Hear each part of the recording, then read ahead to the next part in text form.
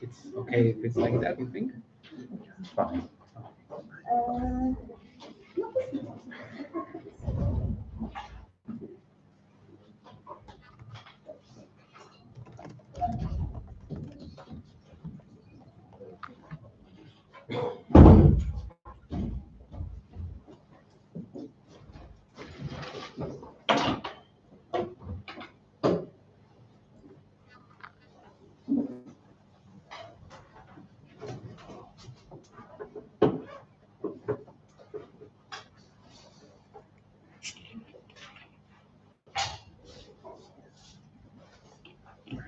Jeszcze ludzie wchodzą, people are still coming in.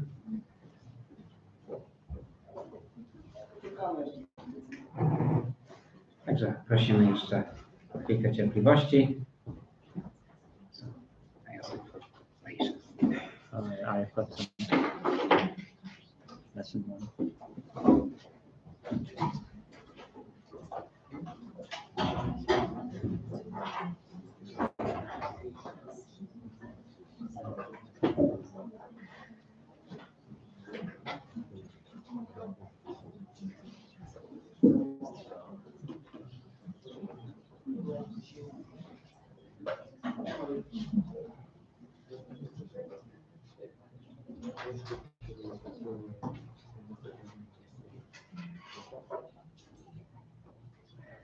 Okej.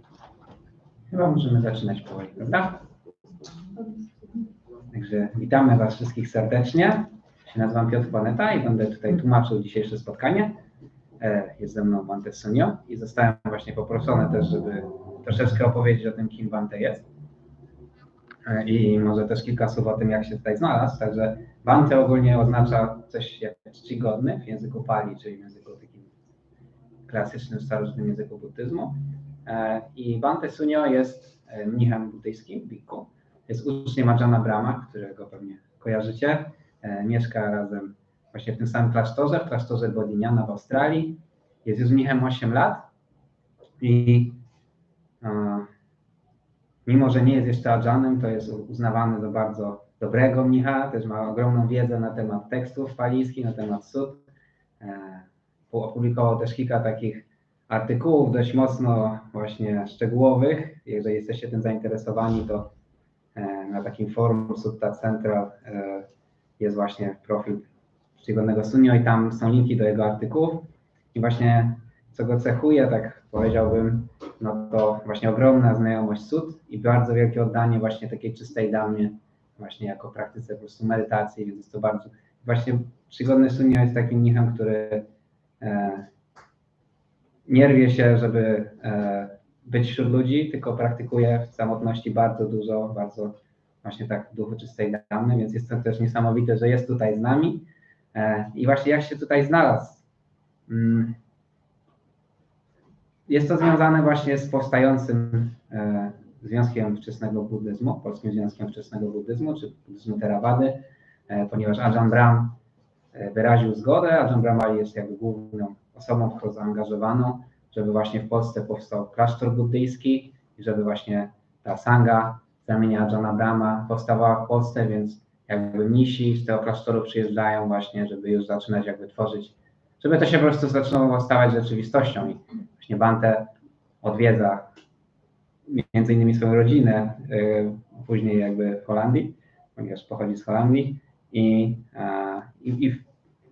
przyjeżdżając do Europy też odwiedził tutaj Polskę i odwiedzi 3 miasta, właśnie Łódź, później Gliwice i później Kraków, gdzie to takie właśnie mowy, takie powiedzmy spotkania i później będzie odosobnienie w Oddechowie, właśnie takie 4-dniowe, o którym już pisaliśmy na stronie tam sasana.pl od jakiegoś czasu, tam były zapisy, także jest taki, można powiedzieć, tour po Polsce, jest to z nami, bardzo dziękujemy Bhante. And that's okay, so that was the introduction. Okay. So, voice to you, Bhante. Dzień dobry. Dzień dobry. Jestem Sunyo. Miło mi. Is that okay? Very good, very good. I hope he had nice things to say about me. I can't understand Polish, that's why. Mam nadzieję, że powiedział o mnie dobre rzeczy, ponieważ nie rozumiem polskiego. So I trust he gives good translation. Ufam, że będzie dobrze tłumaczył. Earlier we were already joking that I would give one talk and he would say something very different. Wcześniej żartowaliśmy, że on będzie mówił jakąś mowę damy, a ja będę specjalnie przeinaczał na coś innego. But I trust him that he will not do that because I know him quite well. Ufam mu, że jednak tego nie zrobi. Yeah. So thank you everybody for coming to this talk, and it's nice to be in a university of Łódź. Dziękuję wam wszystkim, że przyszliście na tę mowę i bardzo miło być na Uniwersytecie Łódzkim. 10 years ago I also was studying in a university, so I'm reminded by this hall. It looks very much like my days as a student 10 years ago. 10 lat temu też studiowałem jako student i właśnie ta sala i ogólnie ten uniwersytet przypomina mi te czasy.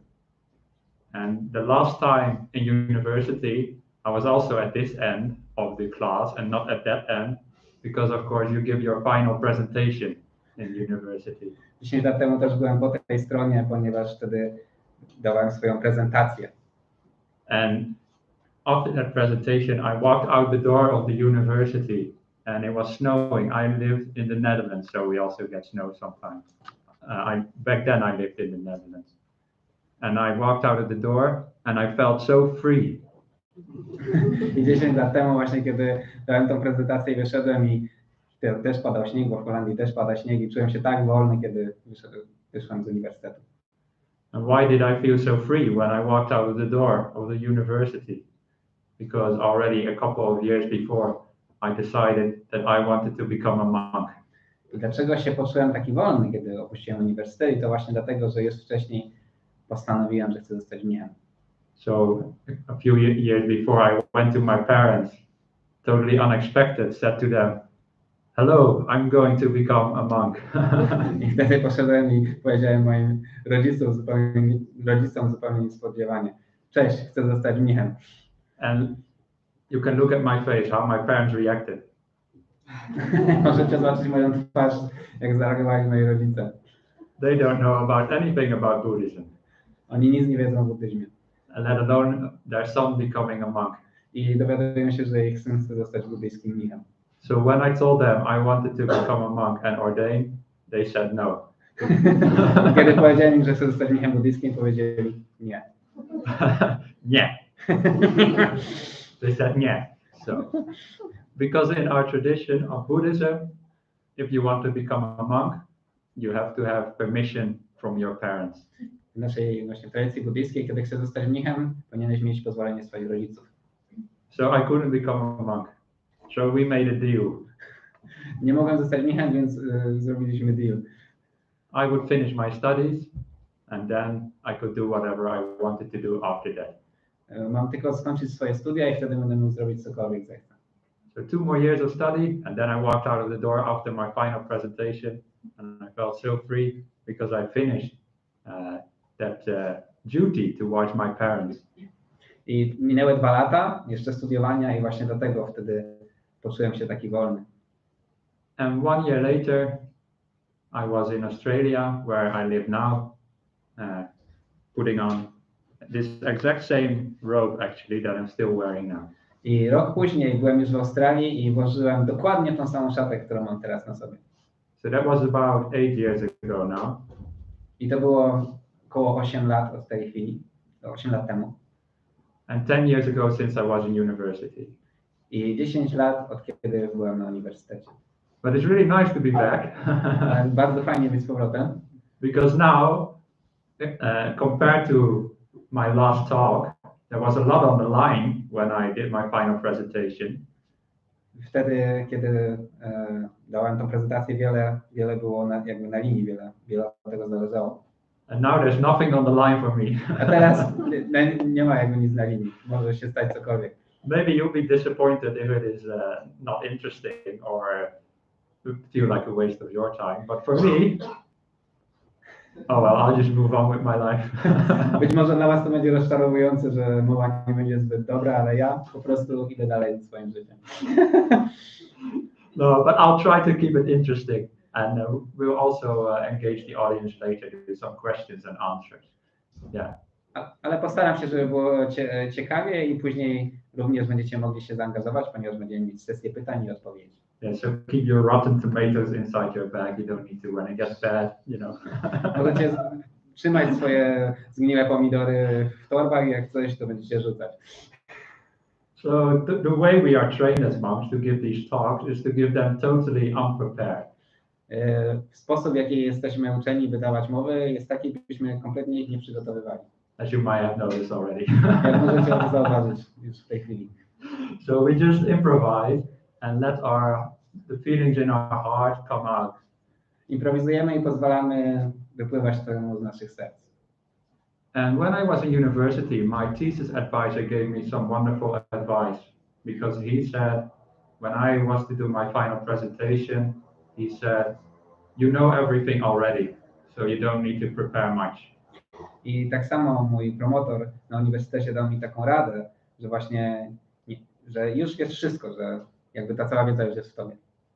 So it's the same now. I have been living the Buddhist life 10 years as a monk and 10 years before that already. So I hope to know a little bit and just let it flow. Żyję już jako mnik 10 lat i już wcześniej wiedziałem o tym właśnie, co mi powiedział, więc ufam, że to będzie płynęło. And when I was at university, I studied mechanical engineering.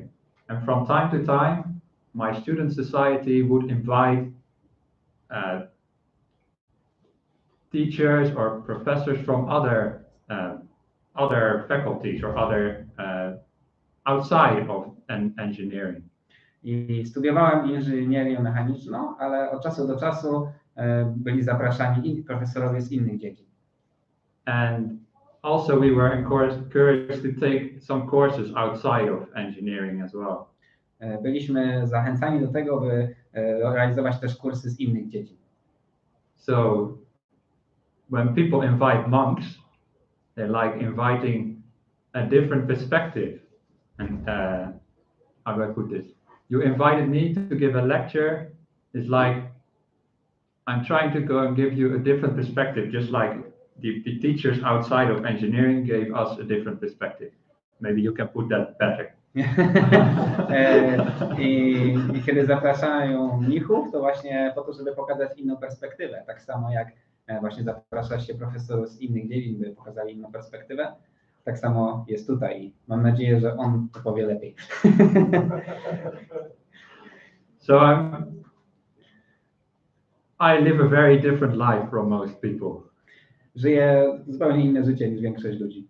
And the goal of these talks like this is not so you also become monks or nuns.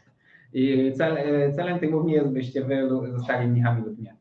Is to give you a different perspective on life, hopefully.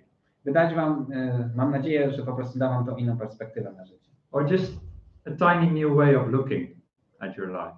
Czy przynajmniej właśnie inny sposób patrzenia na życie. Maybe I am a little bit like a glow-in-the-dark mushroom that I once saw when I was living in the monastery in Australia. And I walk there and I see a glow-in-the-dark mushroom, like a mushroom that gives light. And I never seen that before. I was so inspired. It was so funny and inspiring in a way.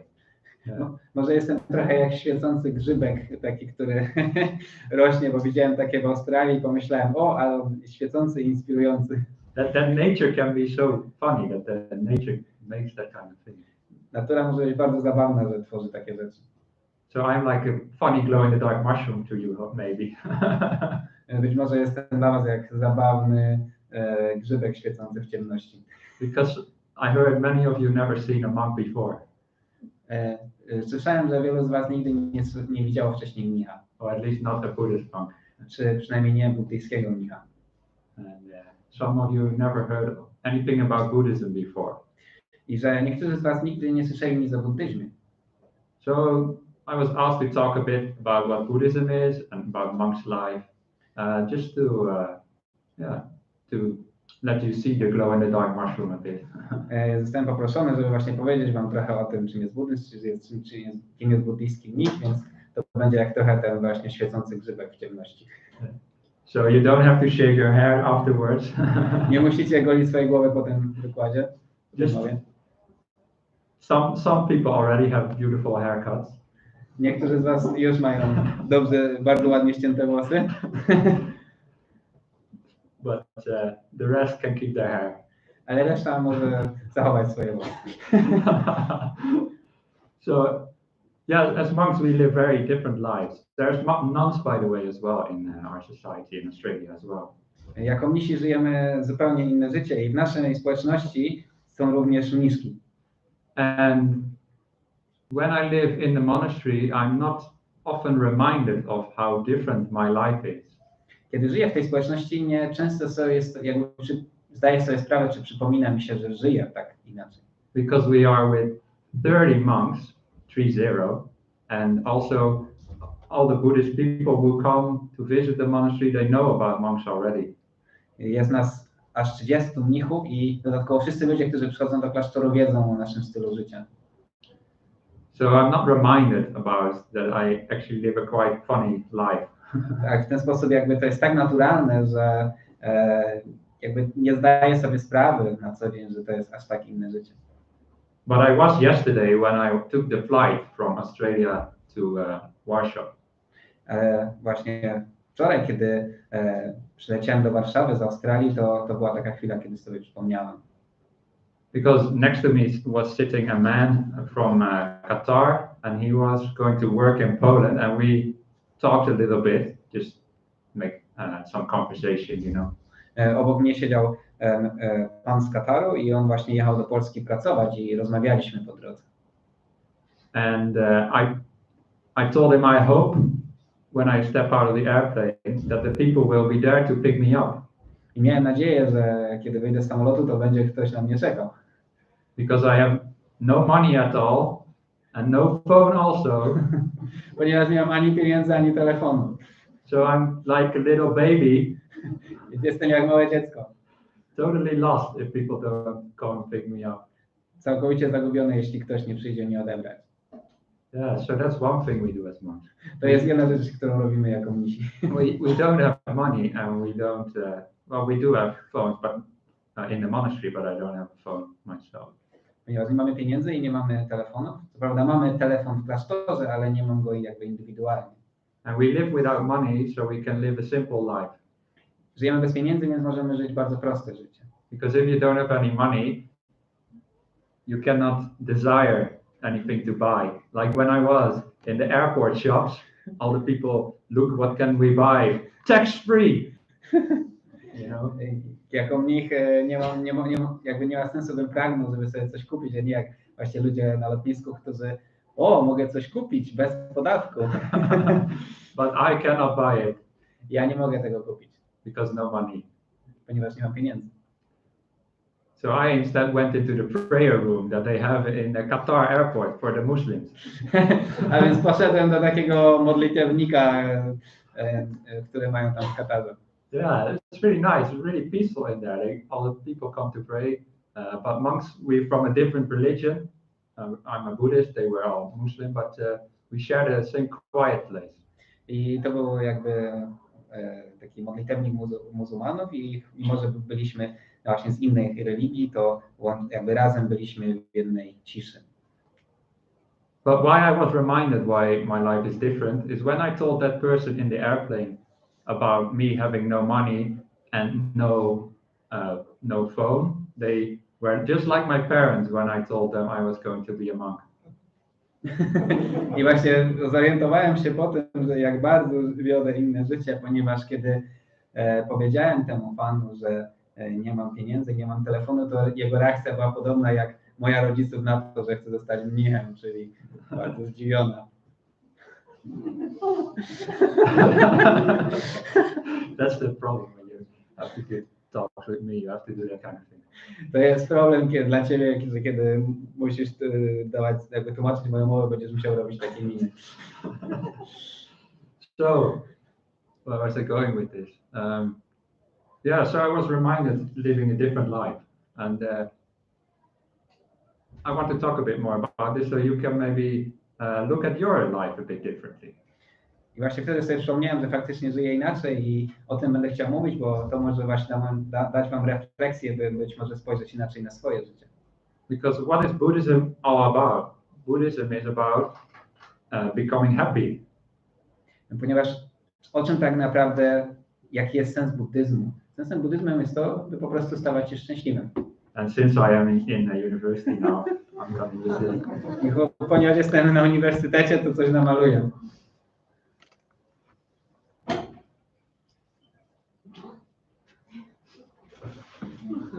Without Buddhism. To jest bez buddyzmu.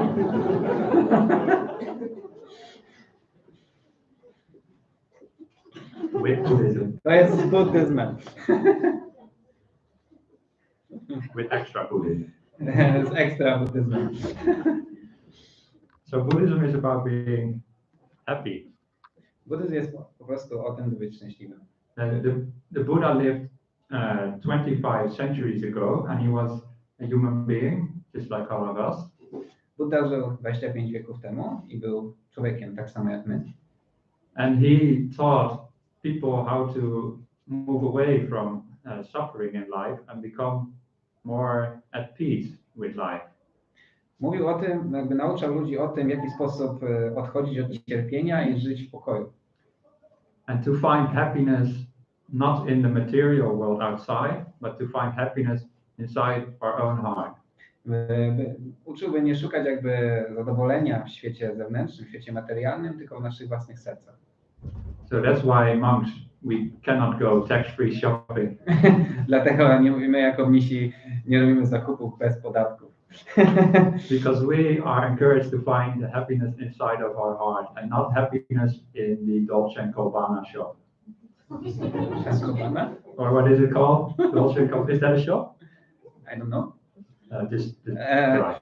I dlatego jesteśmy zachęcani do szukania szczęścia w naszych sercach, a nie w jakichś sklepach. So not Dolce & Gabbana, not Gucci also not. Nie Gucci. Yeah, just this. Po prostu ta szata. Sorry, what was that? Yeah, so not in the shops. We make our own clothes, by the way. Yeah. You cannot buy these in any airport. Nie do sklepów. Robimy swoje własne ubrania i nie można ich kupić na lotniskach. And by not having any much material happiness, we sort of forced to find happiness inside. I właśnie ze względu na to, że nie możemy, czy nie powinniśmy szukać szczęścia w rzeczach materialnych, to w pewnym sensie jesteśmy zmuszeni do tego, by szukać je w ich wewnątrz, w naszych sercach. It's like you don't have a choice. If everybody wants to be happy, and if you cannot be happy materially, then you will find somehow happiness inside. Właśnie przez to, że nie masz wyboru, by szukać tego na zewnątrz, to w pewnym sensie właśnie masz wielką motywację, by odnaleźć je wewnątrz. But of course, you can also, in a way, have both. So again, I'm not saying that monks are better or anything, or that you should throw away all your money. Oczywiście jest tak, że można mieć szczęście w tych dwóch sferach. Nie chcę mówić, że jakby życie mniszy jest lepsze czy coś. Because in Buddhism, there is not just monks or nuns, there is also what we call the lay community as well. Ponieważ w buddyzmie nie jest tak, że są tylko mnisi i mniszki, lecz mamy właśnie coś takiego jak świecka wspólnota. And they have existed since the time of the Buddha. I oni, jakby ta wspólnota istniała od czasów Buddy. For example, Piotr is one of lay Buddhists. Na przykład Piotr jest świeckim buddystą. Piotrek. Piotrek. I am learning a little bit of Polish. Uczę się troszeczkę polskiego. Raz, dwa. Raz, dwa. That's it. I tyle.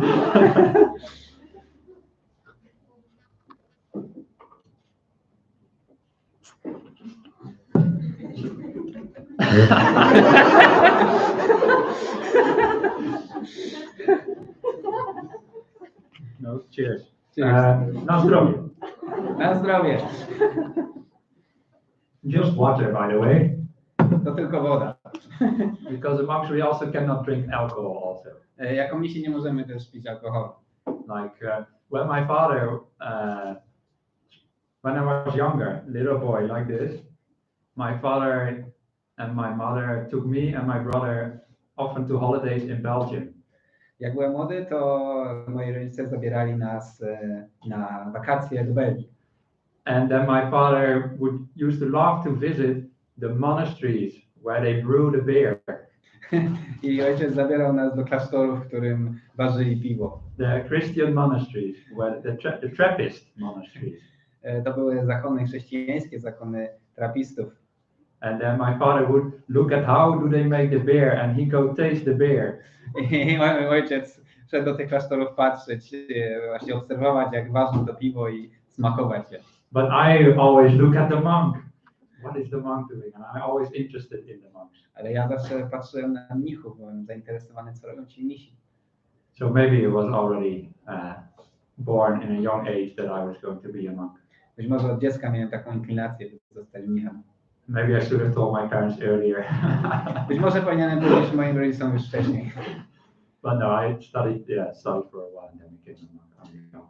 Ale studiowałem przez niemałą chwilę i dopiero później zostałem mnichem. But as monks, as I said before, we learn to look at life differently. We train our minds and hearts. Jako mnisi uczymy się w ogóle zupełnie inaczej patrzeć na życie. Przede wszystkim ćwiczymy nasze serca i nasze umysły. We try to take life as an opportunity to grow. Staramy się postrzegać życie jako szansę na wzrost, na rozwój. And by grow, I mean grow mentally in your heart and spirit. I poprzez rozwój rozumiem właśnie rozwój serca i ducha. And to look at problems in a different way. I postrzeganie problemów w zupełnie inny sposób. There is one Buddhist story that I like, which I will try to tell you now. Jest taka jedna buddyjska opowieść, którą teraz spróbuję wam opowiedzieć. There was once a man living in India long ago. Dawno temu był człowiek, który żył w Indiach. It's a good translation. Dziękuję. Thank you. I never did with a translator before. Nigdy jeszcze nie dawałem mowy z tłumaczem. So this is also new for me. I hope it all comes across all right. To jest dla mnie nowe, mam nadzieję, że idzie to dobrze. But there was once a man long ago living in India. Ale był raz człowiek, który żył w Indiach. And he was a farmer. And what happened? His cow walked away. I był farmerem i co się stało, to jego krowa odeszła. And he could not find his cow anywhere. He went looking everywhere. I nie mógł nigdzie znaleźć tej krowy, choć szukał jej wszędzie. And after he failed to find his cow, he went to the wise man of the village and said, "My cow is gone missing." I kiedy mu się to nie udało, to poszedł do mędrca tej wioski i właśnie powiedział mu o tej sytuacji. And he said, "This is the worst thing that ever happened to me. That my cow is gone. It's the worst thing in the world." I powiedział, że to jest najgorsza rzecz, jaka mi się przydarzyła, że ta krowa zaginęła. To jest najgorsza rzecz na świecie. And the wise man said, "Maybe, maybe not." I mędrzec rzekł, może tak, może nie. And then the farmer the next day went looking more for a cow. He went looking for his cow again. I następnego dnia farmer poszedł dalej szukać tej krowy. And what did he find? He found an abandoned horse. I znalazł opuszczonego konia. So because of he lost his cow, he found a horse instead, and he took the horse to his farm. I zamiast tego właśnie znalazł tego konia i zabrał go do swojej farmy. And then he put the horse on his farm and went to see the wise man again and said, "This is the best thing that ever happened to me. I found the horse." I poszedł do tego mędrca i powiedział mu, to znalazłem za to konia i to jest najlepsza rzecz, jaka mi się przytrafiła. And the wise man said, "Maybe, maybe not." A mędrzec odpowiedział, może tak, może nie. The next day, the army, oh sorry, no, I'm getting too ahead of myself. To translate that. I kolejnego dnia coś tam, chyba trochę wyprzedzam. So the next day, his son went on the horse to try and train the horse. I następnego dnia jego syn wsiadł na konia, bo chciał jakby wytrenować tego konia. But what did the horse do? I co koń zrobił? Free jokes, yeah. Very easy. So, and the son fell off the horse I syn spadł z konia and broke his arm and leg. i złamał rękę i nogę. And then the farmer went to the wise man again and said, "This stupid horse threw my son off his back." I poszedł znowu farmer do mędrca i powiedział, ten głupi koń zrzucił mojego syna. And broke his arm and leg. This is the worst thing in the world. I złamał, i przez to złamała się jego ręka i noga. To jest najgorsza rzecz, jaka jest na świecie. And the wise man said, maybe, maybe not. I mędrzec powiedział, może tak, może nie. The next day, the army came to recruit new soldiers. Następnego dnia przybyła armia, aby rekrutować nowych żołnierzy. And the farmer was already too old, but his son was not. I jego farmer był już zbyt stary, ale jego syn nie, wręcz przeciwnie. His son was of the right age to be recruited, but because he had the broken arm and the broken leg, the army said, we cannot use you. I chociaż syn był w odpowiednim wieku, by zostać zarekrutowanym, to właśnie przez to, że miał złamaną rękę i złamaną nogę, to go nie wzięli. So the son stayed with his father. Więc syn został ze swoim ojcem. And then the farmer went to the wise man again and said, oh, my son was not recruited in the army.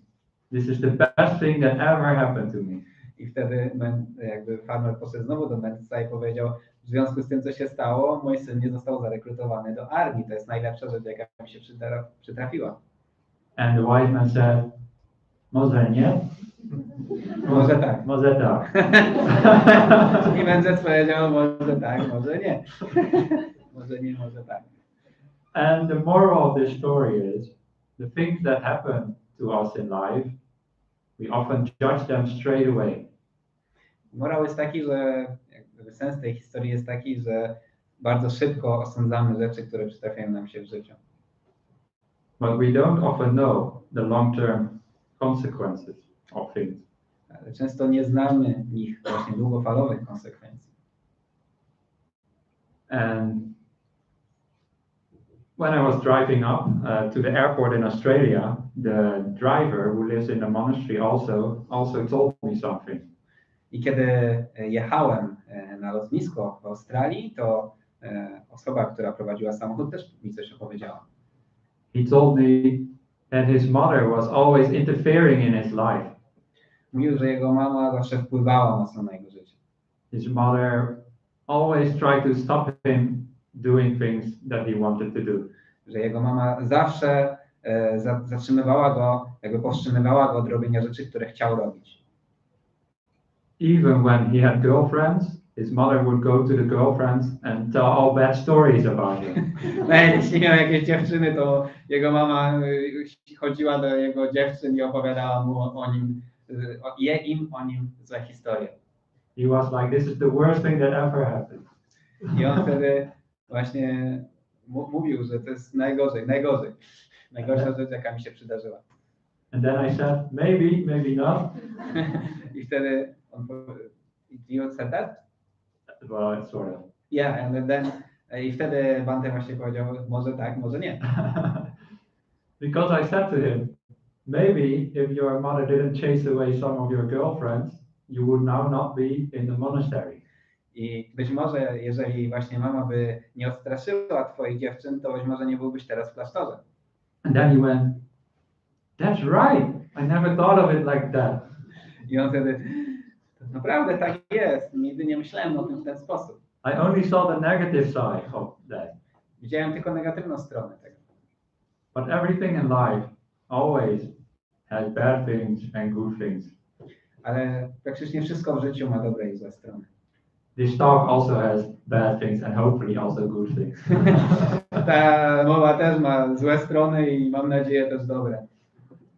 And in your life, you will also have things that you think are the worst thing that could ever happen, 100% negative.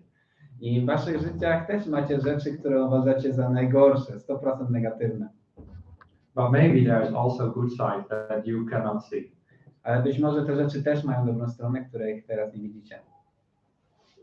Maybe you think about yourself also negatively. Być może o sobie myślicie też w sposób negatywny. And that is also a thing in Buddhism. We learn to never be negative towards life or towards ourselves, especially. To jest też rzecz, której uczymy się w buddyzmie, by nie myśleć negatywnie ani o nas samych, ani o życiu. Remember, before Buddhism, after Buddhism. Pamiętajcie, bez buddyzmu, z buddyzmem, czy po buddyzmie? This part is especially important in Buddhism. Ta część, to serduszko jest szczególnie istotne w buddyzmie. To have an open heart, a warm heart. By mieć otwarte, ciepłe serce. To be kind towards all beings, including ourselves. By być miłym, dobrym dla wszystkich istot i również z nami samymi. And at the same time also have a cool head. I w tym samym czasie mieć chłodny umysł. A cool mind. Chłodną głowę. Apparently. Actually, it was on the other side, but earlier they asked, can we turn the air conditioning off? Wcześniej zostaliśmy poproszeni, żeby troszeczkę zmniejszyć klimatyzację. And then I wanted to say, Buddhist monks, we have our own private air conditioning. My buddyjscy misi mamy swoje własną prywatną klimatyzację. When it's too cold, we cultivate the warm heart. Kiedy jest za zimno, to mamy gorące serca. And when it's too hot, we cultivate the cool mind. A kiedy jest gorąco, to kultywujemy chłodny umysł. And the cool mind is to live with the challenges of life easily, to flow along with life. I posiadanie chłodnego umysłu polega na tym, że kiedy mamy różne trudności, wyzwania w życiu, to żeby jakby one nas nie przytłaczały, żeby płynąć. And to be happy even when things don't go the way we want to. I by być zadowolonym, szczęśliwym, nawet kiedy rzeczy nie idą tak, jakbyśmy sobie tego życzyli. And to do that, we spend a lot of time in isolation as monks, and we meditate. I by to osiągnąć, by to zrealizować, sporo czasu spędzamy w samotności, medytując. Meditation is really learning how to control your own inner air conditioning. Medytacja to jest jak kontrolowanie swojej wewnętrznej klimatyzacji. To have a warm heart and a cool mind. By mieć ciepłe serce i chłodny umysł. So you can live life more happily. By móc żyć szczęśliwsze życie. And you're not so controlled by external things. By nie być tak kontrolowanym przez rzeczy zewnętrzne. And you take inside of you always a certain happiness, wherever you go. I gdziekolwiek idziesz, masz sobie pewien rodzaj wewnętrznego szczęścia. Has any of you ever meditated before? Please put up your hand if you did. Ktokolwiek z was kiedykolwiek medytował, podnieście rękę. And who has never meditated before? Also put up your hand. Okay. Also few? Okay. Tylko 3 osoby, tak, I will take to the stream. Most of the people. Most of the people. Oh yeah, okay, yeah, most of the. Oh, I should have raised my hand as well when I meditated. Yeah. So I want to do little 5-minute meditation, everybody together, just so you can have a little feel of what it's like if you've never done it before. I chciałbym, żebyśmy zrobili taką 5-minutową krótką meditację, żeby każdy poczuł, o co chodzi. Is that a good idea? Czy to dobry pomysł? Yeah. So just drink a bit of water if you need to. We'll just meditate 5 minutes. Napijcie się trochę wody, jeśli chcecie, i pomedytujemy 5 minut.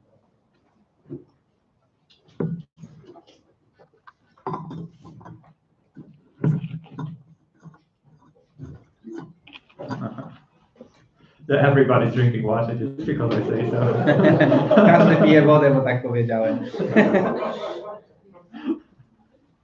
That's funny. To zabawne. Oh yeah, I have my eye on the time. So yeah, just so you know, we have this hall for 2 hours, so it's only 40 minutes now, but we may not go all the way. And also, if you need to leave during the talk, then that's okay. I will not look, and I will keep cool hard if you leave. Mamy 2 godziny. Na razie trwa 40 minut i pamiętajcie, że każdy może wyjść w trakcie i jeżeli ktoś to zrobi, to będę miał chłodny umysł. And a good moment to leave maybe during the meditation because I will close my eyes. I dobry moment, by wyjść, to być może podczas medytacji, bo będę miał zamknięte oczy. But you can do the same, but you don't have to. If I give instructions for meditation, especially people who meditated before, you don't have to follow them if you don't want to. I zwłaszcza ludzie, którzy medytowali wcześniej, nawet jeżeli medytowały jakieś instrukcje, nie musicie za nimi podążać. I never want to make anybody do something they don't want to do. Każdy może robić to, czego pragnie w medytacji. So this is just all suggestions. To są tylko sugestie. Okay, so let's meditate a little bit together. Medytujemy wspólnie. For meditation, just find a relaxed posture to sit in. Znajdźcie jakąś zrelaksowaną pozycję, w której możecie sobie posiedzieć. And you can close your eyes if you want to. Jeśli chcecie, możecie zamknąć oczy.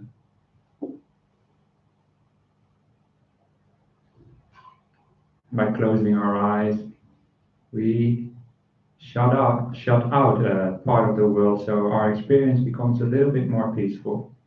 Zamykając oczy, jakby znika część naszego doświadczenia, przez co ogólnie staje się ono bardziej spokojne.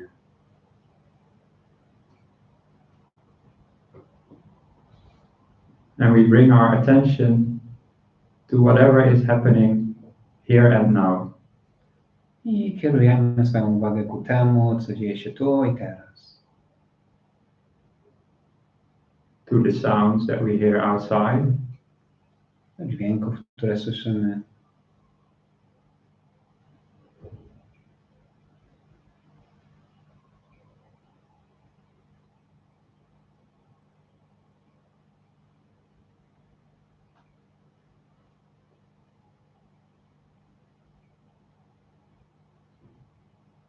Or to any feelings in the body. Czy do odczuć, jakie mamy w ciele.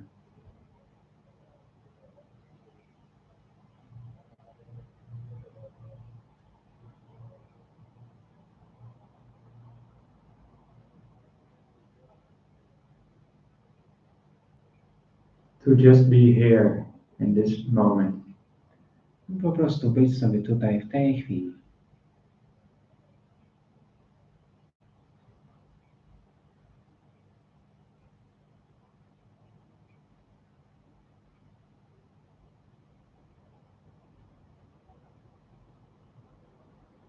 And we realize that there is nothing wrong with this moment.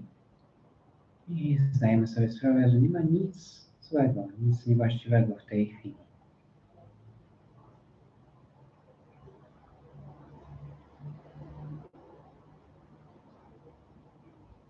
We are not like the farmer who judged everything as good or bad, but like the wise man. Nie jesteśmy jak ten farmer, który osądza wszystko jako dobre lub złe, lecz jak ten mędrzec.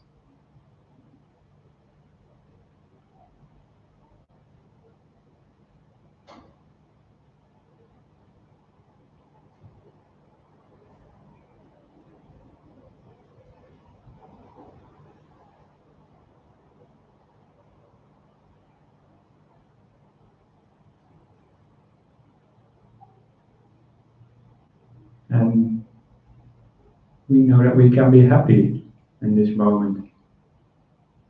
I zdajemy sobie sprawę, że możemy być szczęśliwi w tej chwili. Because we are here, we are together, and we had a little love, and we are all healthy enough to come here also. Możemy być tu razem, możemy się razem pośmiać i mamy też tu zdrowie, żeby tutaj być.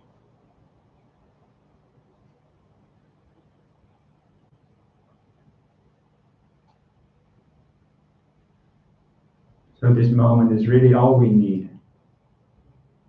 Ten moment jest wszystkim, czego potrzebujemy. Because life is just a string of moments of here and now. Ponieważ życie jest strumieniem po prostu chwil. Wherever we go, it's always now. Gdziekolwiek podążasz, to jest zawsze teraz. But we rush around and often forget. Ale śpieszymy się i zapominamy o tym.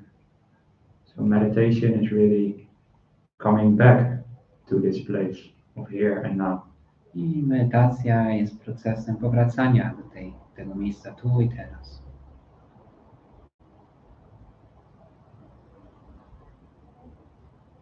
And if you find this difficult, you can imagine a time in your life when you were really, really at peace and happy. Jeżeli jest to dla Was trudne, to możecie przypomnieć sobie jakiś moment w Waszym życiu, kiedy byliście naprawdę pełni pokoju i radości. Maybe you were somewhere in nature, or maybe you were with friends. Może byliście gdzieś na łonie natury, a może z przyjaciółmi. And everything felt just perfect. I wszystko odczuwaliście jako doskonałe. There was nothing wrong. Nie było nic niewłaściwego. Just bring up that moment again in your mind. Przywołajcie tą chwilę znowu teraz, do umysłu teraz. Really imagine what it was like. Wyobraźcie sobie, jak to było.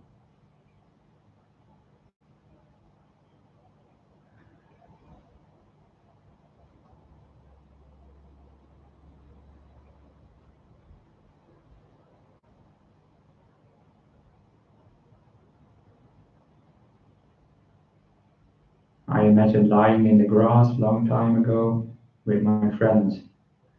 Ja wyobrażam sobie, jak leżałem w trawie z moimi przyjaciółmi. On a sunny day in the Netherlands. Słoneczny dzień w Holandii.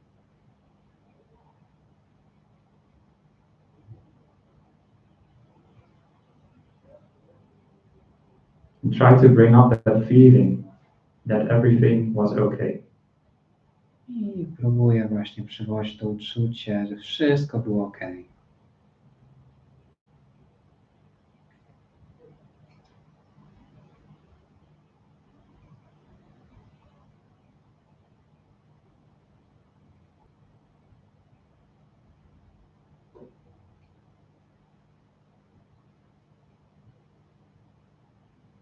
And see if you can bring that feeling over to here and now in this university.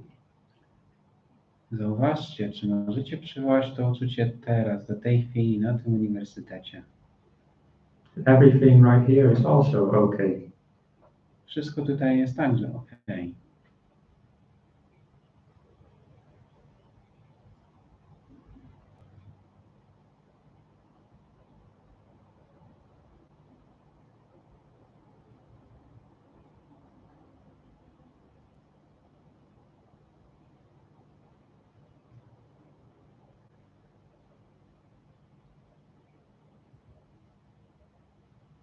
That we are just happy to be here. I cieszymy się z tego, że tu jesteśmy.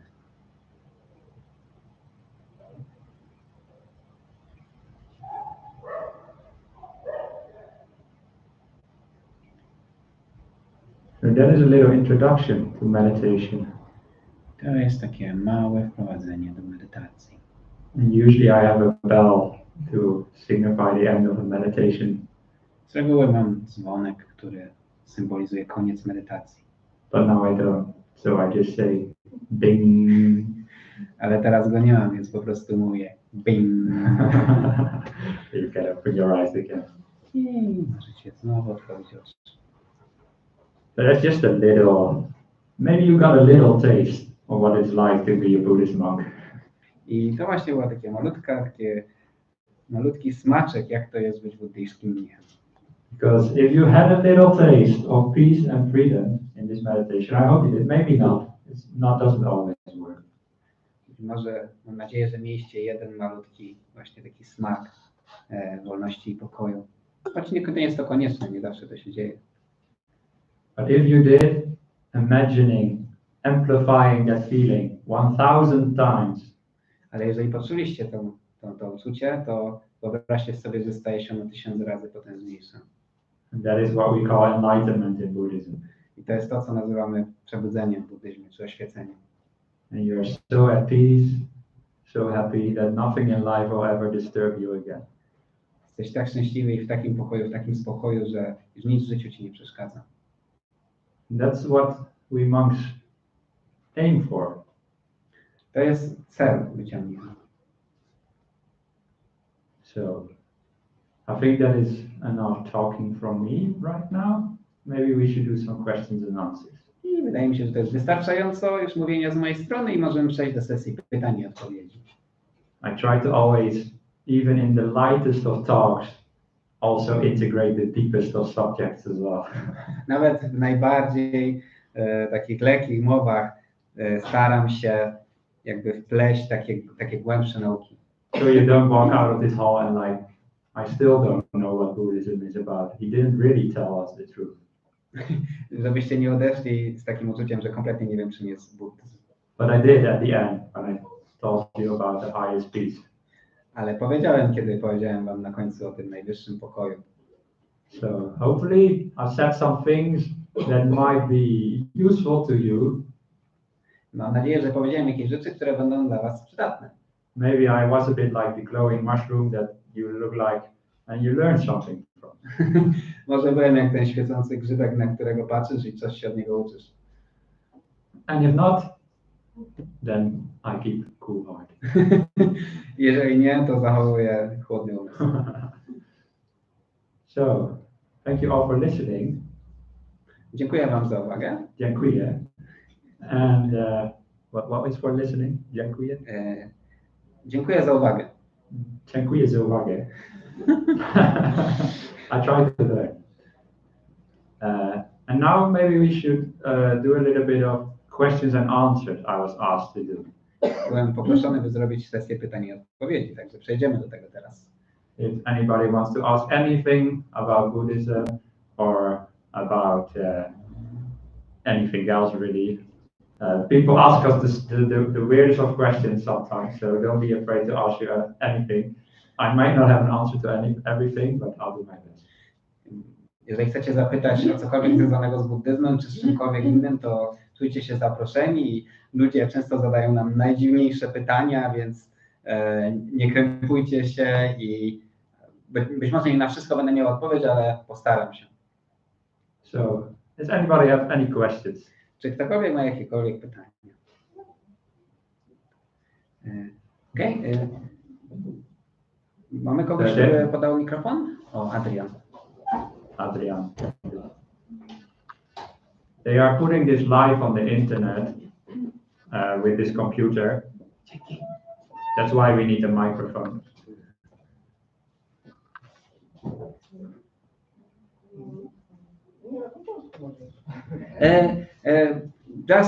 Zadajcie po polsku, ja przetłumaczę na angielski, Wam to odpowie po angielsku, ja przetłumaczę na polski. So everything will be translated, okay? Yes, please translate the questions as well. Yeah. Okay. Poprosimy. Can do in English as well. Chciałam zapytać, jak wygląda dzień?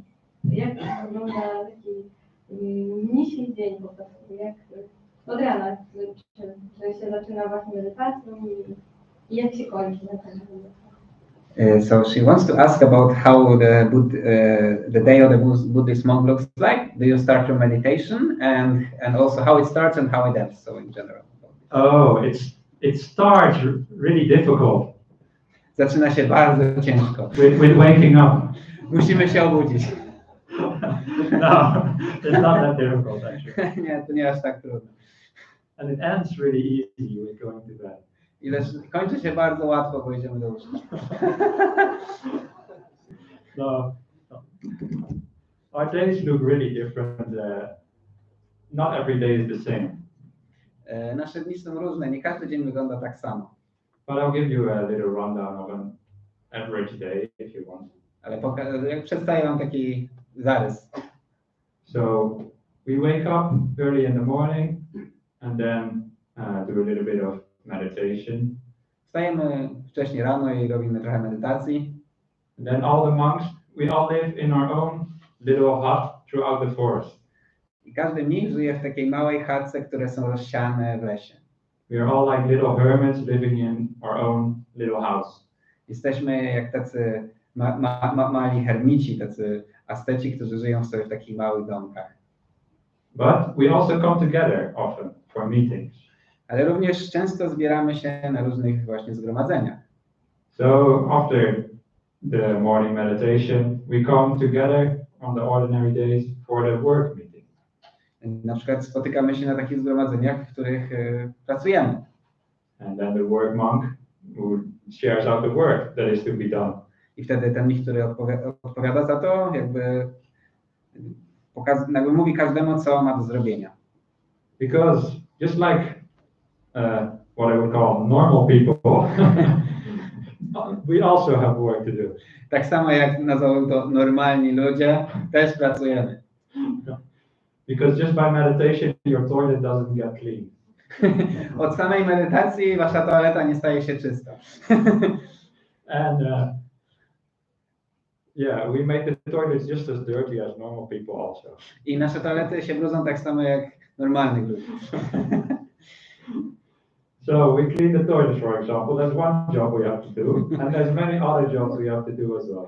Także sprzątanie toalet to jedna z czynności, jaką musimy robić, i robimy też inne rzeczy.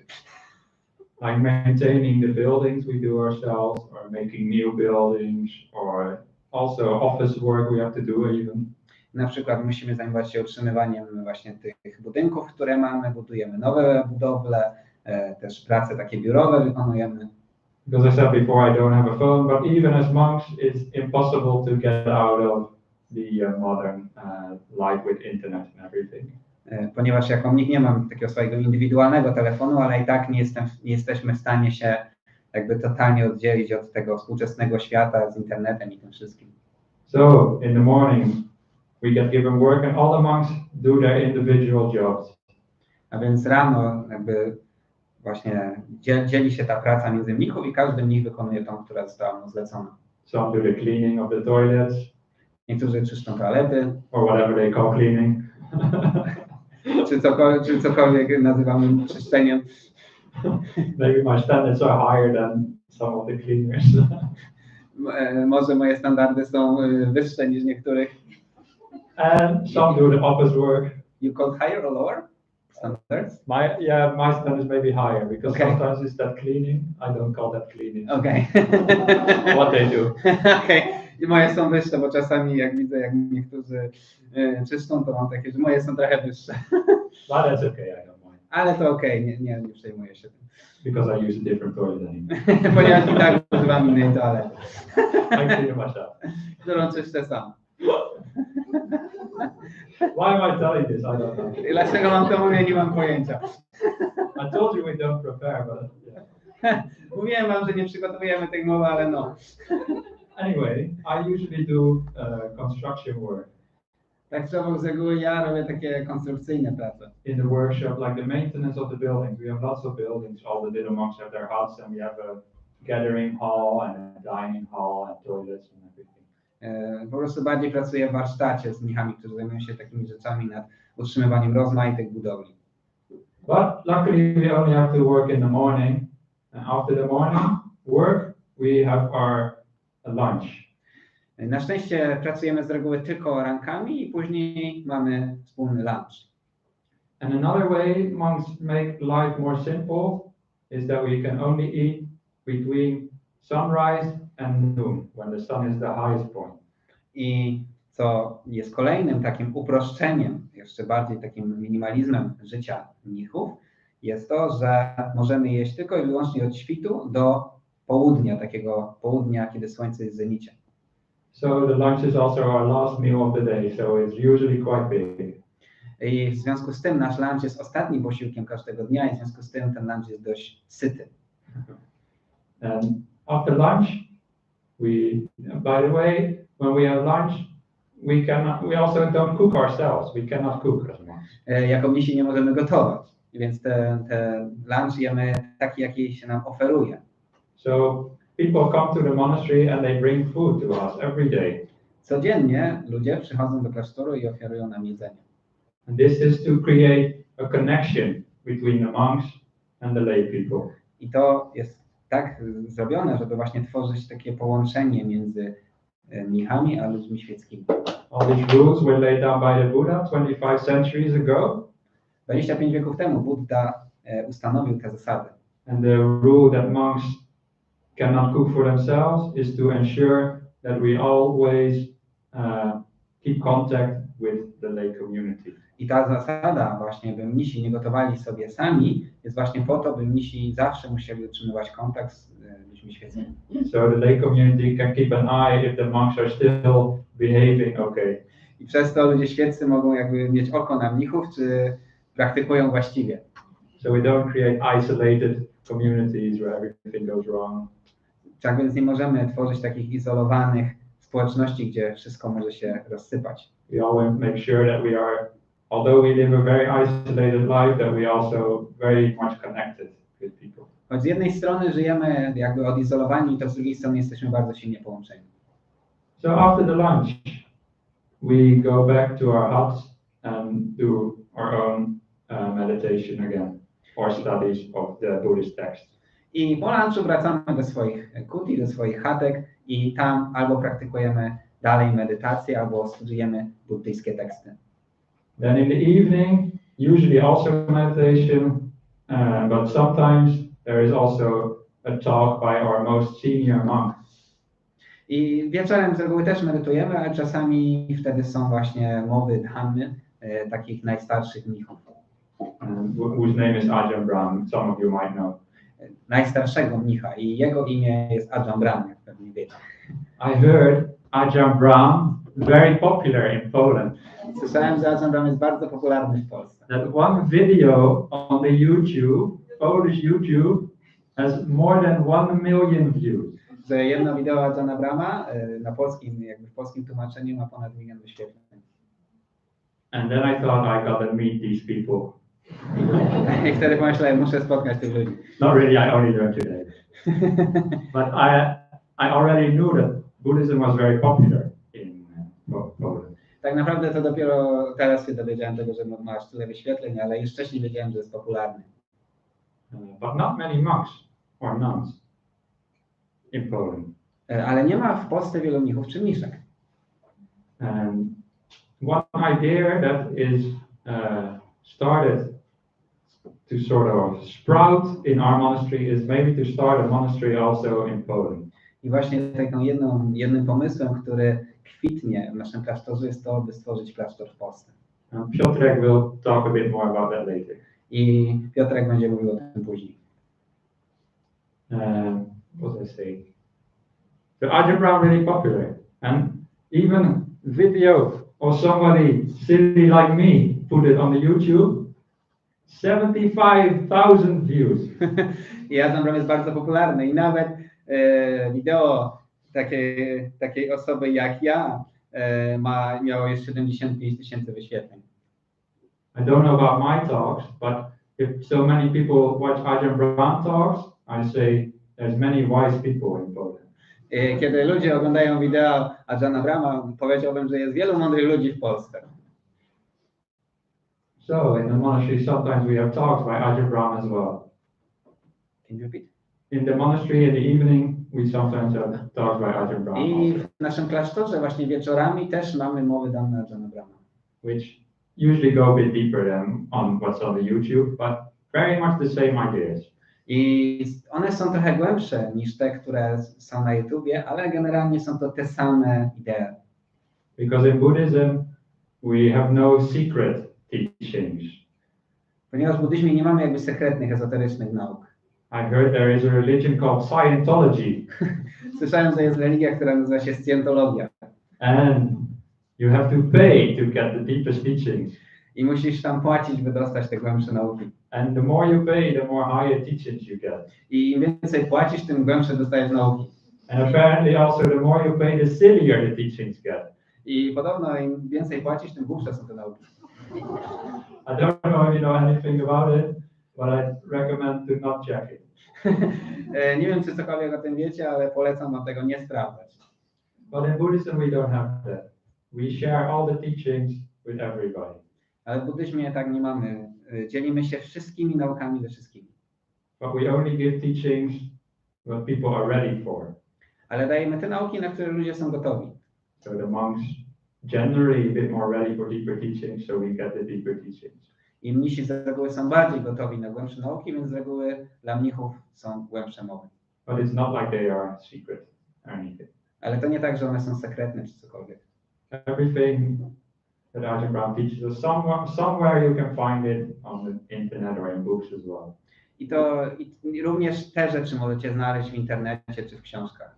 Isn't that right, Piotr? You've been there. You listened to some of his stuff. Bhante pyta mnie, czy tak jest, bo ja też słuchałem takich mów i tak, jeżeli dobrze poszukacie, to są naprawdę bardzo głębokie mowy też. So that's what, this is a long answer, isn't it, for one question? To dość długa odpowiedź jak na jedno pytanie.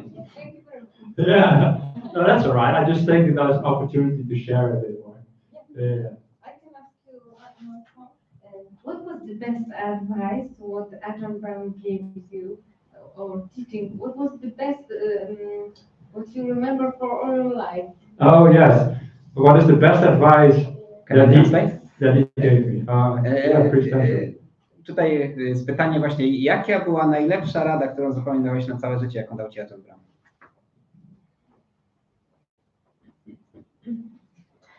Yes, I know. There's many good advice that he gave me, but the best one I will share with you. Jest wiele dobrych rad, jakie dał mi Ajahn Brahm, ale tą jedną z wami się podzielę. This was when I was still a layperson living in the monastery. The first year I was in the monastery. To było, kiedy wciąż byłem świecką osobą i kiedy był pierwszy rok, kiedy żyłem w klasztorze.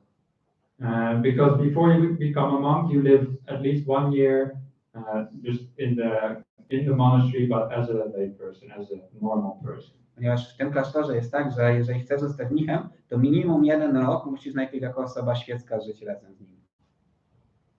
And one day during our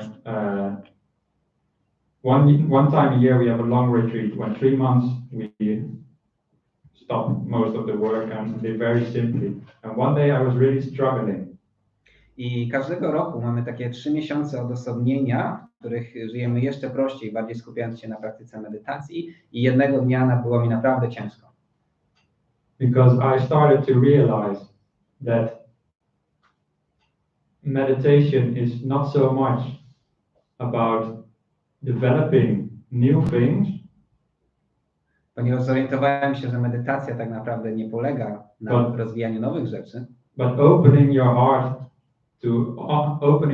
up to things as they already are. Ale na otwieraniu serca na rzeczy takie, jakimi już są. And what that means is that you develop this guy here. Polega to na tym, że kultywujesz tą postawę, That is already inside all of us. która już jest wewnątrz nas wszystkich. Gentlemen. And I realized that the ability to love is inside all of us already. I zorientowałem się, że jakby zdolność do miłości jest już w nas wszystkich. And then Ajahn Brahm noticed that I was realizing this. I Ajahn Brahm jakby rozpoznał, że właśnie to sobie uświadomiłem. And I told him about it. I powiedziałem mu o tym. And he told me, that's all good, but you have to learn to love yourself. I powiedział mi, że musisz nauczyć się kochać siebie. And more deeper also, he said, you also have to learn to let others take care of you. I co było jeszcze głębsze, to powiedział, że musisz nauczyć się pozwolić innym, by troszczyli się o ciebie. And I didn't understand what he said. Nie rozumiałem, o czym mówi. To learn to let others take care of you. By nauczyć się, żeby inni o mnie się troszczyli. How is that something that I should learn? Isn't it easy to let others take care of you? dlaczego powinienem się tego uczyć? Czy nie jest to łatwe, by pozwolić innym się o ciebie troszczyć? But he meant that I should allow them to be kind and loving to me. Ale on miał na myśli, że powinienem im pozwolić być takim miłym i kochającym względem mnie.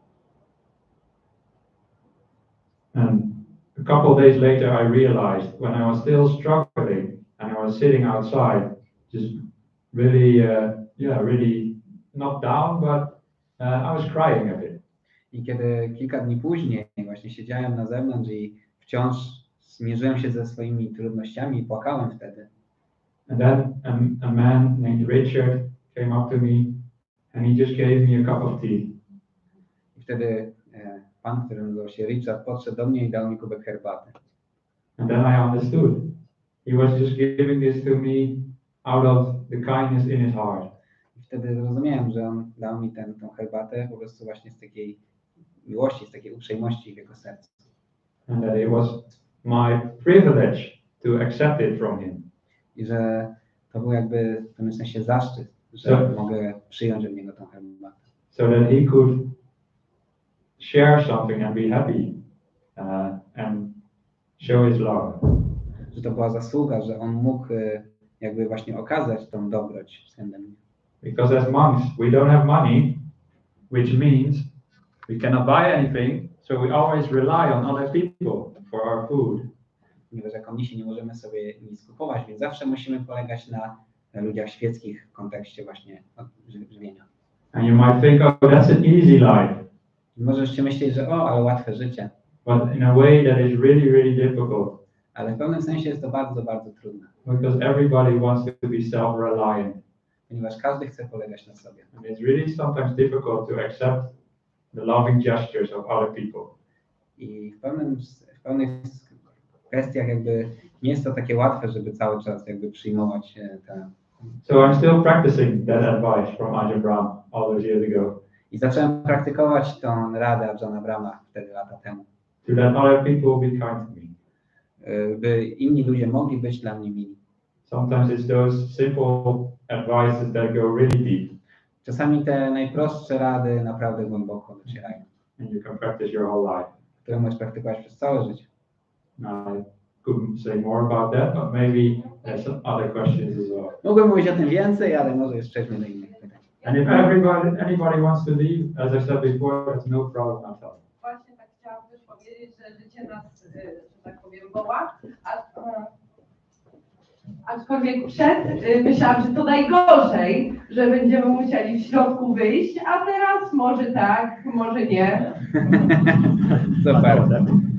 She said that normal that they have to go, and normally they would think that this is the worst thing in the world that they have to go now, but now she knows. Maybe it's good, maybe not. Thank you. That's right. Okay. Czy ktoś z sali chce jeszcze zadać pytanie? Bo tak myślę, że za 15 minut możemy przejść do pytań z czatu, ale jeszcze teraz pytanie z sali. Yeah, don't be shy. Don't be shy. Ask anything, like why do you have the bald head? Or... Maybe in 15 minutes we'll go to questions from chat, okay? Oh yeah, questions from chat are always Later, yeah. Ja mam pytanie dotyczące teraz tej medytacji, bo po raz pierwszy ja medytuję niezbyt regularnie, ale zwykle jest to bardzo przyjemne doświadczenie. Natomiast tutaj podczas tej medytacji pojawiła się na miejsce przyjemnej myśli bardzo przykra. I ona wręcz zamieniła się w takie doświadczenie fizyczne. Co wtedy zrobić? Czy jest jakaś taka metoda, czy przerwać tą medytację i zostać w tym przykrym doświadczeniu? Czy jest jakaś taka metoda, która pozwoli szybko z tego wyjść? To na przykład robimy krótką medytację i potem zaczyna się dzień i jak to zrobić, żeby nie pozostało coś takiego przykrego? Okay, so the question is that a lady meditates regularly a little bit, and usually it's very pleasant, but this time some unpleasant feeling has come, and she asked what should we do about when such situation occurs?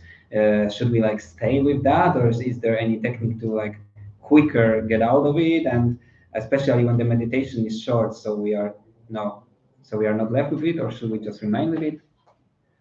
So that's the question. Thank you for the question. It's a good question. Dziękuję za pytanie, to dobre pytanie. When I was younger, I used to work in the Netherlands picking flowers Kiedy byłem młody, pracowałem w Holandii jako zbieracz kwiatów. because that's what you do in the Netherlands, right? Bo co się robi w Holandii, prawda? No, we also do other things, but I pick flowers. Robimy też inne rzeczy, ale ja zbierałem kwiaty. You spend the whole week picking flowers. Spędziłem cały tydzień zbierając kwiaty. From Monday to Sunday. Od poniedziałku do niedzieli. I did that during my holidays in high school. Robiłem to w wakacje w szkole średniej. And at Sunday, we always had the payday. I w niedzielę zawsze była wypłata. You see where I'm going with this?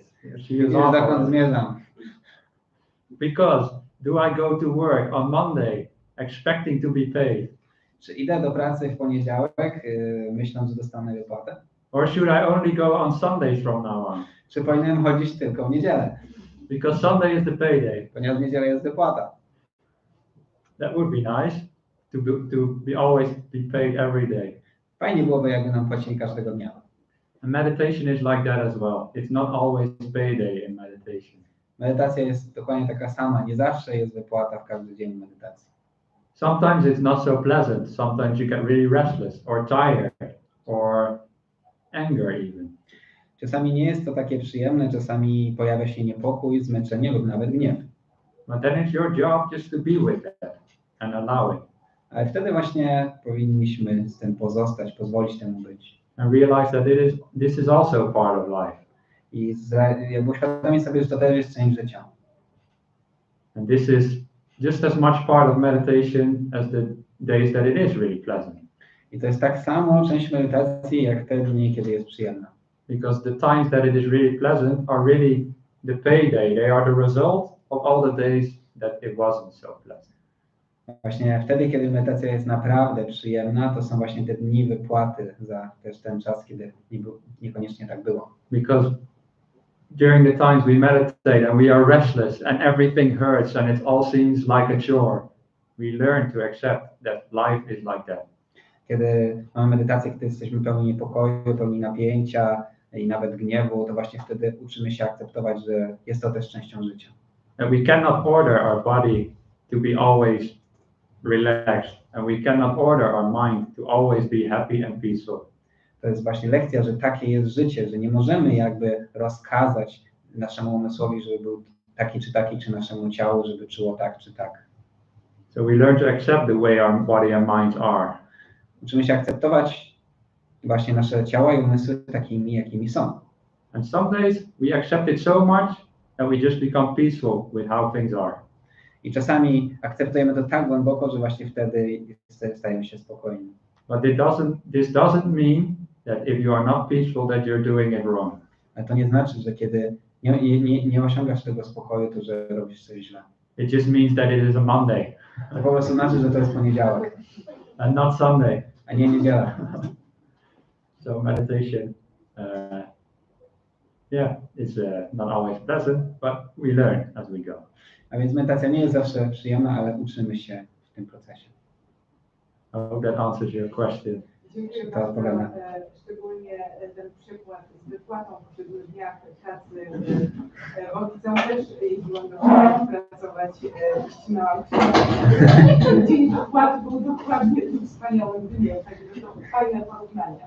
She's very grateful and thankful because especially for this simile of payday, and she was also picking flowers, so she really understands. Ah, you really know. Yeah. It can be really boring, right? Yeah. Może to być nudne. What kind of flowers did you pick? Jakie kwiaty?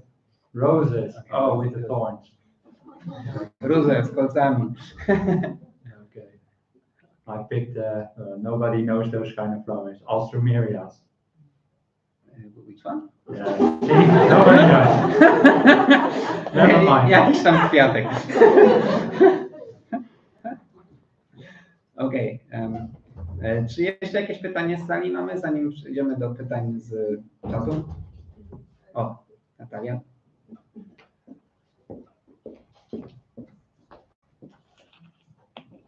Hello, Bhante. Thank you for your talk and thank you for coming to Poland. It's nice to have you here. And I wanted to ask about this idea of secret teachings, because in the sutras it's clear, right? The Buddha said that there is no secret teaching, but it's confusing for me when I hear about the Tibetan tradition. I spent some time with Tibetan Buddhists recently, and I participated in some kind of ritual, and they didn't want to share the text with me because they said that I don't have transmission from the teacher. Okay. And I mean, they are good people, and I believe that there are some realized masters of Tibetan tradition, but it's confusing for me. What are your thoughts about that? A więc pytanie jest właśnie o te sekretne nauki, ponieważ spędziłam ostatnio trochę czasu z buddystami tybetańskimi i właśnie tam podczas takiej ceremonii czy rytuału właśnie nie przekazano mi wszystkich tam nauk czy tekstów, ponieważ nie mam jakiegoś takiego przekazu właśnie od nauczyciela i właśnie pytanie, ponieważ wierzę, że to są dobrzy ludzie, i właśnie, więc jak to jest z tymi sekretnymi naukami? So just as a little background for people who don't know, just like in the Christian church, you have different traditions, and the same is true in Buddhism as well. A więc tak, żeby nakreślić trochę kontekst, także tak samo jak w chrześcijaństwie mamy różne jakby tradycje chrześcijańskie, różne odłamy, tak samo jest w buddyzmie, to są różne tradycje. Some of you might know the Dalai Lama, for example. Niektórzy z was mogą znać Dalai Lamę na przykład. But he is from like a different tradition in Buddhism than I am. Ale on jest jakby z innej tradycji buddyzmu niż ja. So he is not my boss. On nie jest moim szefem. But he is the boss of another tradition of Buddhism. Ale on jest szefem innej tradycji buddyzmu. Or my tradition is more disorganized. Moja tradycja jest bardziej niezorganizowana. Ajahn Brahm always says, if you don't like organized religion, then come to Bodhinyana Monastery. Ajahn Brahm zawsze mówi, jeżeli nie lubisz religii zorganizowanej, przyjdź do klasztoru Bodhinyana. Because we're very disorganized. Ponieważ jesteśmy bardzo niezorganizowani. Not just in religion, but also sometimes in our planning. Nie tylko nasza religia, ale też nasze planowanie. And our talks as well. I nasze mowy również. Anyway, so you are asking about the tradition from Tibet. A więc tutaj jest pytanie o tradycję z Tybetu. And I don't know much about that because I'm not from that tradition. I niewiele o tym wiem, ponieważ nie jestem z tej tradycji. But you're right that in the old text, which you call the suttas, this is the old text that we have from the time of the Buddha, it says that the Buddha shared his ideas openly with everybody. Ale masz rację właśnie, że we wczesnych tekstach buddyjskich, w suttach, Buddha mówił, by wszystkie nauki dzielić ze wszystkimi. But he also says, I only share the deeper truths with people who are ready. I tak jak już mówiłem, że staramy się dzielić te głębsze nauki z tymi, którzy są na nie gotowi.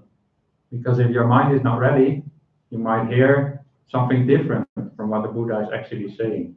Ponieważ jeżeli twój umysł nie jest gotowy, możesz zrozumieć to inaczej niż Buddha chciałbyś to zrozumieć. This is another purpose of meditation, is to clear our minds from wrong perspectives of life. To jest kolejny cel medytacji, by oczyścić nasze umysły, byśmy się otworzyli na inną perspektywę postrzegania. And when our mind is really clear and peaceful and ready to accept anything, then we can be given the deepest teaching. Kiedy nasze umysły są bardzo czyste, właśnie przygotowane, oczyszczone, to wtedy jesteśmy gotowi, by przyjąć te głębsze nauki. So perhaps they did not share the teachings because they thought you were not at the right moment. Więc być może nie podzielili tych nauk, bo myśleli, że być może nie jesteś jeszcze w tym momencie. But I don't know because I don't know that tradition. They may have other reasons. Ale nie wiem, ponieważ nie znam tak dobrze tej tradycji, mogli mieć inne powody. So I don't really know, but that could be the reason. Więc nie wiem tak do końca, ale to mógł być powód. Nothing against you. Against them. Nie mam nic do tego, czy w ogóle do tej tradycji. Yeah. Okay. Maybe one more from the hall. Może jeszcze jedno pytanie z sali? Jak radzić sobie z codziennymi dojazdami do pracy w godzinnych korkach? So he asked how to deal with everyday driving in traffic for 1 hour. Oh yeah, well that's something I don't have much experience of. To coś, z czym nie mam zbyt wiele doświadczenia, Because I'm also not allowed to drive. ponieważ ja nie mogę też prowadzić. But please don't close your eyes and meditate while you're driving. Ale proszę, nie zamykaj oczu do medytacji, kiedy prowadzisz. I've heard stories even of people going on meditation retreat for a long time and then they step in the car and they cause a crash. Słyszałem o ludziach, którzy po długich odosobnieniach medytacyjnych wracają samochodem i powodują wypadek. Because I don't know why, but they somehow lost the ability to drive apparently. Z jakiegoś powodu tracą umiejętność prowadzenia pojazdu. Because they come out too deep meditation and then driving is too active in comparison. Najprawdopodobniej dochodzą tak głęboko do medytacji, że wtedy prowadzenie jest tak, wymaga zbyt dużo aktywności umysłu. This may not be relatable to anybody who has not really meditated a lot before, but people who did, they might get an idea of what this is about. Być może nie każdy się w tym to odczuje od razu, ponieważ to wymaga dość głębokiej medytacji, ale ci, co medytują bardzo dużo, będą wiedzieć, o czym mówię. But usually that's not a problem. Most people drive really safe. Ale z reguły nie jest to problem. Większość ludzi prowadzi bezpiecznie. I did crash a car once as a monk actually. Raz rozwaliłem samochód jako mnich. Because I'm not allowed to drive outside the monastery, but the monastery is so big, we have some cars to do some of the work. Ponieważ nie mogę prowadzić poza klasztorem, ale czasami nasz klasztor jest tak duży, że czasami jakby jeździmy wewnątrz klasztoru. And we also have fire trucks, because in Australia you have the forest fires. So we have fire truck in case there is a fire. I mamy też takie samochody jak do gaszenia pożaru, ponieważ w Australii są pożary, więc mamy też takie w klasztorze. And then I drove the fire truck like a cartoon into the fire hydrant and the water went up. I jak w jakiejś kreskówce wjechałem tym wozem takim strażackim w hydrant i wybuchła woda. And then people say, oh, you're not mindful. Wtedy mówili, nie jesteś uważny. But that is not what mindfulness is. You can be mindful and make accident. Ale to nie to oznacza uważność, sati, mindfulness, tylko coś innego. But that doesn't answer your question, does it? Ale to nie odpowiada na twoje pytanie, prawda? So now I'll try better. Try again. To teraz spróbuję to zrobić lepiej, spróbuję znowu. So maybe when you drive in traffic, you get a bit annoyed about other traffic. Więc kiedy jedziesz w korku, możesz się denerwować na ten korek. And you might have good reasons because I just drove in Polish traffic. I możesz mieć dobre powody, ponieważ ja też teraz jechałem w polskim korku. Well, Marcin drove actually, and we got cut off by a motorbike. I Marcin jechał i jakby wjechał nam motor. A motorbike was I kierowca motoru so zdenerwowany. if you have to drive like that every day, maybe you get angry sometimes. Jeżeli musisz takie coś robić każdego dnia, to możesz się zdenerwować. And as I said, you cannot go meditate inside your car. Jak mówiłem, nie możesz medytować w swoim samochodzie. So what you can do is be prepared for what's going to happen in traffic. A więc co możesz zrobić, to być przygotowanym jakby mentalnie na to, co się dzieje w korku. To be prepared, knowing that you have to drive an hour and you might get annoyed. Jakby z góry założyć, uświadomić sobie, że będziesz jechał godzinę w korku i że możesz się zdenerwować. And before you step into your car, tell yourself, if today somebody cuts me off in traffic, that's fine, they can go first. I jeżeli właśnie jak będziesz wchodził do samochodu, to możesz sobie jakby powiedzieć, że jeżeli dzisiaj ktoś mnie jakby tak wyprzedzi w korku, to po prostu pozwolę mu to zrobić. And I will today not get annoyed by that. I że dzisiaj postaram się nie zdenerwować przez to. Just prepare yourself a little bit of kindness towards all the traffic. Żeby przygotować się w taki sposób, by kultywować właśnie dobroć, dobroć względem właśnie innych osób w korku. Because maybe you have to drive an hour to traffic, but maybe the person who cuts you off has to drive 2 hours to get to work. Ponieważ być może ty musisz jechać godzinę, ale być może ta osoba, która ci się wciska, musi jechać 2 godziny. So they're in a much worse place. Oni są w znacznie gorszej sytuacji. So you can be kind to them. Give them 2 seconds they win by cutting you off. Także możesz być dla nich dobry, szczodry i dać im te 2 sekundy, które zyskują dzięki temu. So it doesn't take them 2 hours to get to work, but only 1 hour, 59 minutes and 58 seconds. A więc wtedy już nie będą jechać do pracy 2 godziny, tylko godzinę, 59 minut i 58 sekund. And it takes you 1 hour and 2 seconds. A tobie zajmie to godzinę i 2 sekundy. But having that attitude, not only to driving in traffic, but to all other things in life, to be prepared that things may go bad and not the way we want to.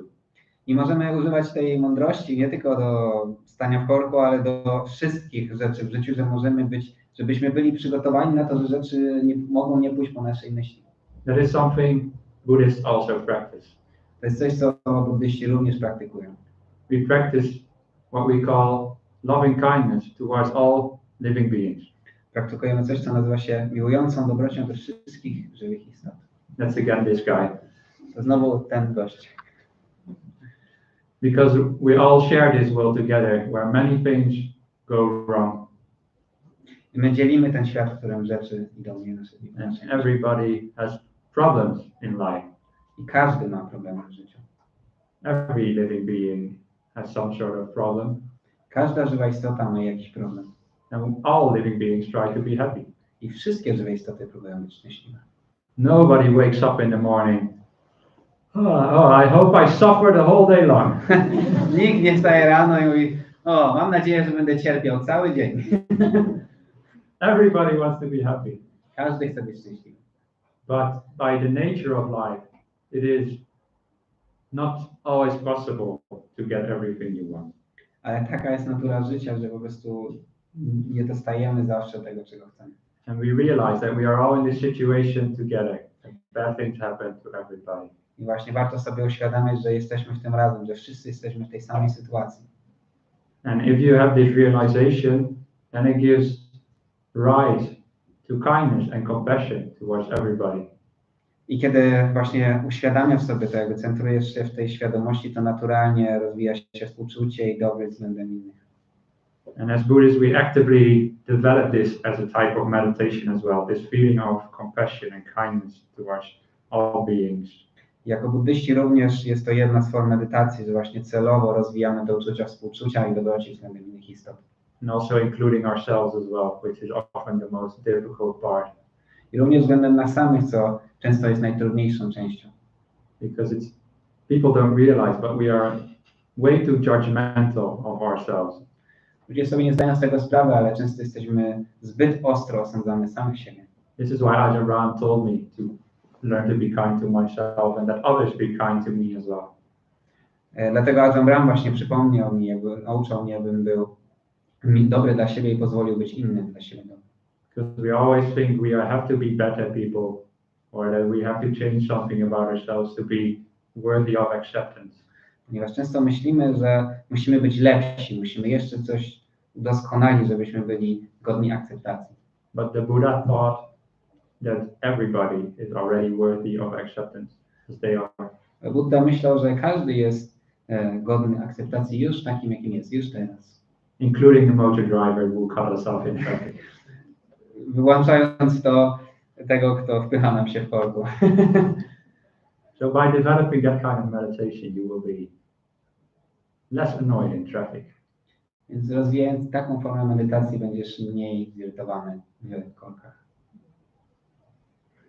Dziękuję. Dobrze. So maybe we go to chat and if sometimes left, then okay? Także teraz przejdziemy do pytań z czatu i jeżeli zostanie czas, to przejdź to jeszcze jakieś pytanie z sali. Make sure you have time to talk about your things. Yeah. Pierwsze pytanie. Ja mam pytanie, czy Bhante przebywał dłużej w innych klasztorach poza Australią? So the first question is, have you Bhante stayed in other monasteries outside of Australia? I have actually. I also stayed in a monastery in my home country of the Netherlands. And I've also stayed in multiple monasteries in Australia. We've got quite a few monasteries in Australia. We've got the one where I usually live, which is called Bodhinyana. It's near Perth. But we've got some others in Australia as well. And as monks, unlike some Christian monks, we are not fixed to one monastery. Actually, in the time of the Buddha, the Monks started off as wanderer religion. A więc tak, spędzałem czas w innych klasztorach, też między innymi w klasztorze w Holandii, właśnie tam skąd pochodzę, i też w wielu klasztorach w Australii, bo mamy tam wiele klasztorów. I ogólnie właśnie w buddyzmie jest tak, że nie jesteśmy, tak jak w tradycjach chrześcijańskich, monastycznych, że nie jesteśmy jakby złączeni tylko z jednym klasztorem, tylko możemy wędrować po różnych klasztorach. I nawet w ogóle początkowo właśnie buddyjscy mnisi byli wędrowcami. So the monks lived in all different places and traveled around. A więc mnisi żyli w różnych miejscach i podróżowali po różnych miejscach. So we still do that nowadays sometimes as well. I robimy to do dnia dzisiejszego. Yeah. So it's not much more I can say about that, but yeah. Ja, nie ma już tutaj wiele do powiedzenia, ale tak tutaj odpowiem. Okay, pytanie drugie. Ja mam pytanie. Cierpię na depresję, ponieważ choruję na migrenę od 13 lat i mam problemy w małżeństwie, jak sobie poradzić z chorobą i problemami w związku? Pytanie ogólne. Okay, so I have a question. I suffer depression because I have migraines since 13 years and I have troubles in my marriage. So how to manage my sickness, depression and problems in relationship? It's a very general question. Yeah, very general maybe, but also specific. The first thing I would ask, is it your migraines because of your partner?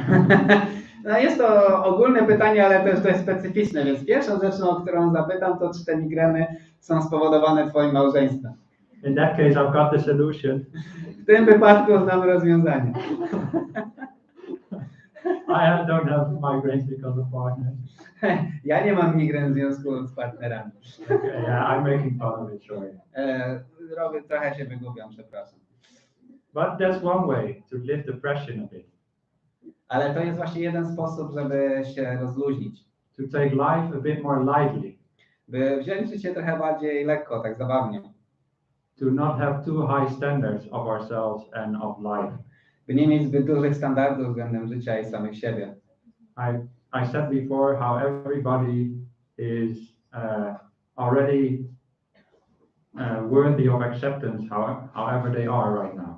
Mówiłem już przed chwilą właśnie, jak każdy zasługuje na akceptację już takim, jakim jest. And that is also the case if you have depression. I jest dokładnie tak samo, kiedy masz depresję. You are allowed to be depressed. Możesz sobie pozwolić mieć depresję. Just try to see if you can be happy being depressed. Zobacz, czy możesz być szczęśliwy mając depresję. To accept depression as part of life. Zaakceptować depresję jako część życia. And if you are happy to be depressed, then you are no longer depressed. I kiedy jesteś szczęśliwy z tym, że masz depresję, to przestajesz mieć depresję. It's a very simple answer, but often depression comes from setting too high standards of ourselves and of life. To jest bardzo prosta odpowiedź, ale bardzo często właśnie napięcia biorą się stąd, że zbyt wiele wymagamy od życia. You think it should be this way, it should be that way. Myślimy, że powinno być tak, albo tak. Or usually I should be this way, I should be that way. A z reguły to ja powinienem być taki, powinienem być taki. I should be better, I should be not doing these kind of things. I should be more happy. Powinienem być lepszy, powinienem nie robić takich rzeczy, powinienem być bardziej szczęśliwy. Or we think I'm only worthy of being somebody's friend if I am a happy person. Albo myślimy, że zasługuję być czyimś przyjacielem tylko wtedy, kiedy jestem szczęśliwy. But that is not true. Ale to nie jest prawda. Unhappy people are also worthy of being people's friend. Ludzie, którzy nie są szczęśliwi, też zasługują, żeby mieć przyjaciół. And you're also worthy of being your own friend as well. I zasługują, żebyś był właśnie swoim własnym przyjacielem. So to learn to accept life as it is. Po prostu uczyć się akceptować życie takim, jakim jest. Is one way you can maybe lift off a little bit of the depression. To jest jeden sposób, by troszeczkę jakby pozbyć się depresji. But I must also say these kind of topics, I give maybe very simple sounding answers, but of course answer is never so simple. I na takie tematy oczywiście daję bardzo proste odpowiedzi, ale mam świadomość, że te rzeczy nie są takie proste. Sometimes this takes years to learn how to deal with depression. Czasami zajmuje nam to lata, byśmy nauczyli się, jak radzić sobie z depresją. And of course, not just one answer by one monk one day will solve it. I nie rozwiąże tego jedna odpowiedź jednego mnicha. So maybe you need other approaches as well, maybe even therapy or something. Not saying Buddhism has all the answers to all the problems always. You maybe need to get other approaches as well. Może będziesz potrzebował też innych podejść, jakby innych rozwiązań i być może jakiejś terapii, ponieważ ja nie uważam, że buddyzm ma wszystkie odpowiedzi na wszystkie pytania, że możemy korzystać też z różnych innych metod, innych rozwiązań. But whatever approach you take, always do it with kindness towards yourself. Jakiekolwiek podejście nie wybierzesz, po prostu warto byś to robił z takim dobrocią względem siebie. As I said before, we all have problems in life, including you. You have reasons to be depressed, probably, but you also have reasons, therefore, to be kind towards yourself. Ponieważ wszyscy mamy problemy i zapewne masz powód, z którego powodu masz depresję, ale to jest właśnie powód, byś był dla siebie dobry. And the wonderful thing about kindness and compassion is, if you really develop them, they always go along with happiness as well. I jedną taką piękną rzeczą, jaką mają właśnie współczucie i dobroć, jest to, że kiedy je rozwijasz, to pojawia się też szczęście. So instead of reacting with depression to your problem, you can react with compassion instead. I zamiast na problemy reagować depresją, możesz reagować współczuciem. And maybe that'll lift some of your depressed emotions. I to może jakby właśnie ulżyć ci w tych stanach. Yeah. Okay, so third question. Trzecie pytanie z czatu. Głupie pytanie od mikrobiologa. Gdzie jest granica we wskazaniu? Nie krzywdzić żadnej istoty i czy jest jakaś? Chodzi mi o leczenie chorób zakaźnych, kiedy jedna istota, bakteria atakuje drugą. Aleksandra. Czy w ogóle można stosować antybiotyki? Okay, so a silly question from microbiologists. Where is the line in the precept of not hurting any living being, and if there is any? I mean, in treating like infectious diseases, for example, the being a bacteria attacks another, can we use antibiotics? Right. Okay. Interesting question. Ciekawe pytanie. So yeah, as Buddhists, we also take a precept to not kill living beings. A training rule.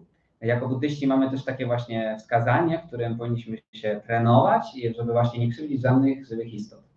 And of course, if I live in Australia and I kill a kangaroo, it's very obvious that I broke that precept. Jeżeli żyję w Australii i zabiłbym kangura, to jest to oczywiste, że złamałem to wskazanie. But you would never kill a kangaroo, they're too cute. Ale nigdy byście nie zabili kangura, są zbyt urocze. But bacteria are not always so cute. Ale bakterie nie zawsze są takie urocze. So your question is, can we kill bacteria? A więc pytanie jest, czy możemy zabijać bakterie? And the Buddha never said anything specific about bacteria because he didn't know probably that they exist. Buddha nigdy nic nie mówił o bakteriach, ponieważ być może nie wiedział, że one istnieją. But the rule of the monk's life is killing counts if you can see the living being. Ale buddyści właśnie mają tak, że jakby chodzi o istoty, które jesteśmy w stanie zobaczyć okiem. Like if we can see very tiny ant or a tiny tick, we can see them, so we're not allowed to kill them. Także jeżeli widzisz malutką mrówkę czy malutkiego kleszcza, to jako misi nie możemy ich zabijać i również jako świeccy mamy tą trening w tym wskazaniu, by ich nie zabijać. But bacteria, I don't think is conscious. Ale nie sądzę, że bakteria ma świadomość. It's not like conscious life. I think even in biology you have this tree of life, and then the bacteria is like a whole different group from animals and humans. Bakterie to jakby w tym drzewie życia jest kompletnie inny rodzaj istot niż zwierzęta i ludzie. And I don't think they're conscious life. I nie uważam, by to było świadome życie.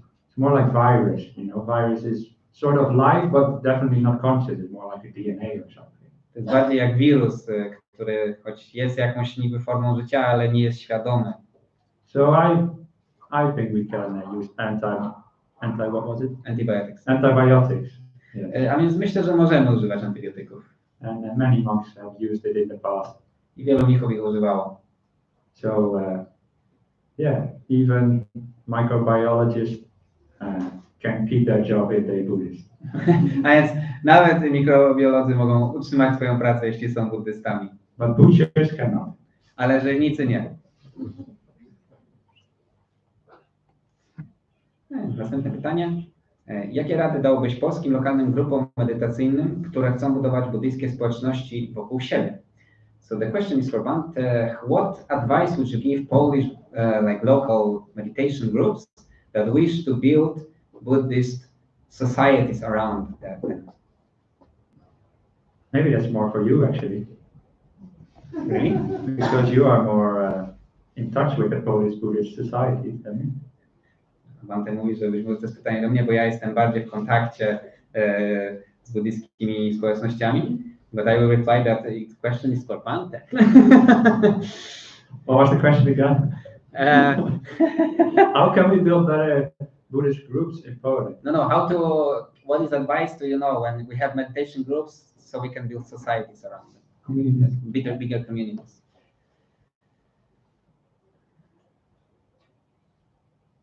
Be happy meditation groups. Bądźcie szczęśliwymi medytacyjnymi grupami.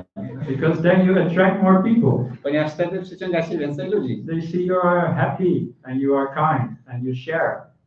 Widzą, że jesteście szczęśliwi, że jesteście dobrzy i że jesteście szczodrzy, że dzielicie się czymś. And that will lure people in. I w taki sposób będziecie przyciągać ludzi. And don't be dogmatic about Buddhism. I nie bądźcie dogmatyczni w kwestiach buddyzmu. And don't start with the deepest truth. I nie zaczynajcie od najgłębszych prawd. Approach people where they're at. Jakby miejcie takie podejście do ludzi, żeby pamiętać o tym, w którym są miejscu. And also as Buddhists, we don't go out on the street, stand on a box and shout, this is the word that you should all hear. I nie jako buddyści nie robimy takich rzeczy, że wychodzimy na ulicę, stajemy na podium i mówimy, to jest droga, którą powinniście podążać. We trust that people come to us when time is ready, when they are ready. Ufamy, że ludzie przyjdą do nas, kiedy oni są gotowi, kiedy oni mają na to ochotę. And as monks, we only go by invitation as well. I jako mnisi zawsze przychodzimy na zaproszenie. It was not my idea to give this talk. To nie był mój pomysł, żeby dać tę mowę. I was invited to give this talk. Byłem zaproszony, by dać tę mowę. And nobody forced you to come, you just came. Nikt was nie zmusił, żebyście tu przyszliście tu z własnej woli. Because it was maybe time for you to hear a monk speak. Być może właśnie był ten czas, byście teraz usłyszeli mowę mnicha. And it's the same with building societies in Poland. Dokładnie tak samo jest z budowaniem społeczności w Polsce. Let it come naturally. Don't not even want it to be bigger. Pozwólcie sobie tę płynność naturalnie, nawet nie miejcie jakby intencji, żeby były większe. If your society is meant to be bigger, then it will grow bigger. Jeżeli ta grupa ma jakby takie w pewnym sensie przeznaczenie, by stać się większa, to się taką stanie naturalnie. If not, then just be happy with whatever size you have right now. Jeżeli nie, to bądźcie zadowoleni z tym rozmiarem grupy, jaką macie.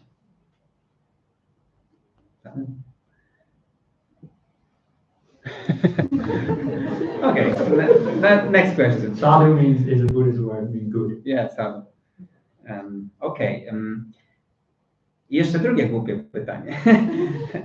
Another silly question. So everyone has silly questions today. Yeah. Maybe because the talk was silly. Może ponieważ mowa była głupiutka. Chodzi o moralny aspekt dokarmiania mięsożernych zwierząt, na przykład psów, kotów, pokarmem pochodzących z innych zwierząt. So the question is about moral way to feed meat-eating animals like dogs or cats with food that comes from animals like animal meat. So what should we do about it? Moral way to feed cats and dogs, the animals that needs to eat meat. Oh, okay. This problem, yeah. I don't know. I don't have cat or dog. Nie wiem, nie mam kota ani psa. But I know there's cat food that is not made from meat. I do know that. You didn't know that cats food are from meat? No, I know there is also cat food that is not made from meat. O, Bhante mówi, że jest też jedzenie, z tego co wie, które nie jest z mięsa. But yeah, I don't have an answer really. Sorry. Bo Bhante przeprasza, ale na to pytanie nie ma odpowiedzi. But the important thing is always to care for living beings, including your cat and dog. Ważną rzeczą jest, żeby zawsze troszczyć się o żywe istoty, o pieska, o kota. And if they need to eat meat, then might be by caring for your dog, you outweigh the negative side effects from buying meat. I jeżeli troszczysz się o swojego pieska, dając mu mięso, to być może właśnie ta dobroć jakby przewyższa tą negatywność, która w tym jest. If that makes any sense. Jeżeli ma to jakikolwiek sens. You can never be perfect in life, is what I'm saying. W życiu nie możemy być doskonali. Even as monks, we sometimes, even just driving a car, we kill many animals on the road. Nawet jako mnisi, choć staramy się być najbardziej niekrzywdzący jak chcemy, na przykład kiedy jedziemy samochodem, no to też jakieś owady zabijają się, obijając się o szybę. So don't aim for perfection in your conduct, because you will never reach it. Nie mierzcie w doskonałość w waszej cnocie, w waszej jakby zachowaniu moralnym, ponieważ nigdy jej nie osiągniecie. Just make sure you always come from the place of kindness. Po prostu miejcie pewność, że po prostu macie dobrą intencję. And then you can make your own decision about what to feed your pets. I jeżeli będziecie właśnie się kierować tą dobrą intencją, to znajdziecie własną odpowiedź na to pytanie właśnie, czym karmić wasze psy i kotki. Albo męża. She said, or husband. Or husband. Yeah. Okay, next question. Jak sobie radzić z negatywnymi emocjami typu gniew, strach, lęki? So how to manage negative emotions like anger, fear, and lęk is also fear, so fears in general. Dread, maybe. Dread, yes, dread. Dread and fear. And this is probably the last question because we have some announcements after. Yeah, I'll answer it briefly. Again, start always with kindness and compassion. And sort of the summary of the talk, I suppose, is to realize that in life, things sometimes don't go the way we want to, and sometimes they do. Sometimes you get angry or fearful and you don't want it. Sometimes you're not angry, and that's what you want it to be. But just be like the wise man who said, maybe, maybe not. Maybe this fear teaches you something. Maybe there's a reason for it. So don't. Oh, sorry. Yeah. A więc zawsze powinniśmy zaczynać właśnie od współczucia i dobroci. I właśnie, jeżeli miałbym podsumować to wszystko, tą całą mowę i te pytania, właśnie te odpowiedzi, no to chodzi o to, żeby właśnie pamiętać, że w życiu raz rzeczy idą tak, jak chcemy, a raz po prostu nie. I żeby być jak ten mędrzec, który mówi, może tak, może nie, żeby mieć tą świadomość, że może nas te emocje, ten lęk, ten gniew czegoś uczy w tym momencie. And sometimes the monk gives too long an answer for the translator. Czasami mniej daje zbyt długą odpowiedź dla tłumacza. Maybe good, maybe not. Może dobrze, może nie. But if you get angry and then you respond to that by, I should not be angry. Ale kiedy się na to denerwujesz i odpowiadasz, nie powinienem się na to denerwować. Then now you are angry because you're angry. You're double angry. Wtedy gniewasz się na to, że się gniewasz, jesteś podwójnie w gniewie. So you have double headache. A więc masz podwójny ból głowy. So you start with respond by being kind. A więc zaczynamy odpowiadając, by być uprzejmym. And the same with fear. If you get fear and you start to be afraid of being afraid, then you are double afraid. I dokładnie tak samo z lękiem, strachem. Kiedy boisz się swojego lęku, swojego strachu, to masz podwójny lęk, podwójny strach. And then the fear just grows and grows. Wtedy lęk, strach rośnie i rośnie. This is actually how most of our fear happens. We are afraid of being afraid. To właśnie w taki sposób większość strachu funkcjonuje, że boimy się swojego strachu. Like some people are really afraid to give a talk in front of people. Niektórzy bardzo boją się dawać mów. And then they think, oh, I should not be anxious, I should not be afraid. Mówią, nie powinienem się bać, nie powinienem się jakby być w niepokoju. And then they get anxious because they're anxious and fearful because they are fearful. Wtedy wpadają w niepokój ze względu na swój niepokój i boją się swojego lęku. Instead, when you have to give a talk and you see anxiety arise, you just realize this is just part of your mind and it's allowed to be there. I jeżeli w takiej sytuacji dawania mowy po prostu uświadamiasz sobie, po prostu mam w sobie niepokój i pozwalasz temu, że to jest część tego doświadczenia, to wtedy jest lepiej. And you come back to the here and now. Powracasz do tu i teraz. Because fear and anger are not about here and now. Ponieważ lęk i gniew nie są o tu i teraz. We always fear something that is going, we think is going to happen in the future. Boimy się zawsze czegoś, co być może stanie się w przyszłości. And usually we're angry about something that happened in the past. I z reguły gniewamy się na coś, co stało się w przeszłości. But as I did the guided meditation, we try to be in the present moment, here and now. Tak samo jak starałem się przekazać w tej prowadzonej medytacji, że staramy się być w pokoju tu i teraz. And that will take much of the power of those kind of emotions away. I to sprawi, że te uczucia, gniew i strach stracą wiele ze swojej mocy. So I hope you all learned something from that today, and may you practice that in your lives to be more kind and more living in the present moment. And that will take away a lot of unnecessary suffering. And that is really what the path of Buddhism is about, to remove suffering and be more in tune with life. Więc mam nadzieję, że nauczyliście się czegoś z tej mowy, właśnie żeby być bardziej dobrym, bardziej współczującym i żeby właśnie być bardziej tu i teraz i w ten sposób pozbywając się wiele cierpienia ze swojego życia. So thank you all for your attention. And now Piotr has some more that disappears exactly. Yeah, that's the yeah, okay. A więc teraz mam coś do ogłoszenia. A więc chodzi o to, że no właśnie jak już wspominałem na początku, to, że Bhante przyjechał do Polski jest związane z tym, że zakładamy jakby Polski Związek Wyznaniowy Wczesnego Buddyzmu, o nazwie Polski Związek Wczesnego Buddyzmu.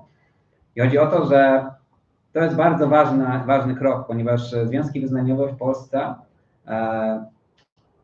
bardzo ułatwiają funkcjonowanie jakby grup religijnych, ponieważ na przykład jeżeli chce się kupić ziemię pod klasztor, to na przykład właśnie taka organizacja ma dużo łatwiejsze pozwolenie na zakup dużej ziemi i tak dalej, żeby tam budować różne budowle, różnego właśnie ikuty, klasztory i tak dalej. Też bardzo ułatwia to właśnie zarządzanie, no bo musi być jakieś ciało prawne, na które darczyńcy będą mogli dać darowiznę, żeby były pieniądze na tą ziemię i ten klasztor i tak dalej. Też ta organizacja właśnie ma taki statut, który możecie przeczytać na stronie sangha.pl, który jakby reguluje w taki demokratyczny sposób całe funkcjonowanie między sangą a świecką wspólnotą w taki sposób, że jest to tak dobrze zrobione, że nawet jeżeli by wymarli wszyscy, co to założyli, to dalej może funkcjonować. W sensie jest to totalnie demokratyczne, bardzo przemyślane, zresztą pracowali na tym prawnicy, którzy się specjalizują w takich rzeczach, właśnie mnisi z klasztoru Bodhiniana, którzy już mają doświadczenie i też świeccy pomocnicy, więc jakby ten statut powstał. I teraz właśnie to trwało już tak, szczerze mówiąc, dokładnie około roku. I wreszcie mamy ten statut skończony, mamy ugadanych notariuszy i teraz potrzebujemy zebrać 100 podpisów od obywateli polskich, czyli każdy, kto ma dowód po prostu z osobą pełnoletnią, może pójść do któregoś z tych 4 notariuszy i złożyć podpis, który po prostu jest poparciem tego, by zarejestrować ten związek. Czyli to nie jest żadna deklaracja, że deklarujecie się, że jesteście buddystami, czy że nie możecie tego zrobić, jeżeli jesteście z innej religii. Zresztą nawet dołączyć do związku można potem. W każdym razie ten podpis nie jest dołączeniem do związku, lecz jakby powiedzeniem tak. Chcę, żeby w Polsce była taka grupa, Polski Związek Wczesnego Buddyzmu i potrzeba jest po prostu 100 podpisów i to nie jest takie proste pod kątem jakby organizacyjnym, więc wybraliśmy 4 miasta w Polsce, ponieważ żeby ograniczyć ilość notariuszy i tak dalej. I te miasta to jest Warszawa, Kraków, Wrocław i Poznań. między Łodzi chyba najbliżej do Warszawy jak coś. I chodzi o to, że teraz są 2 tygodnie, w których można po prostu zadzwonić i mówić się. Jak coś, to adresy tych 4 notariuszy, telefony, kontakt jest na stronie sangha.pl. Może zaraz napiszę tutaj, może nawet teraz. Do you know where it's? Oh. Thank you.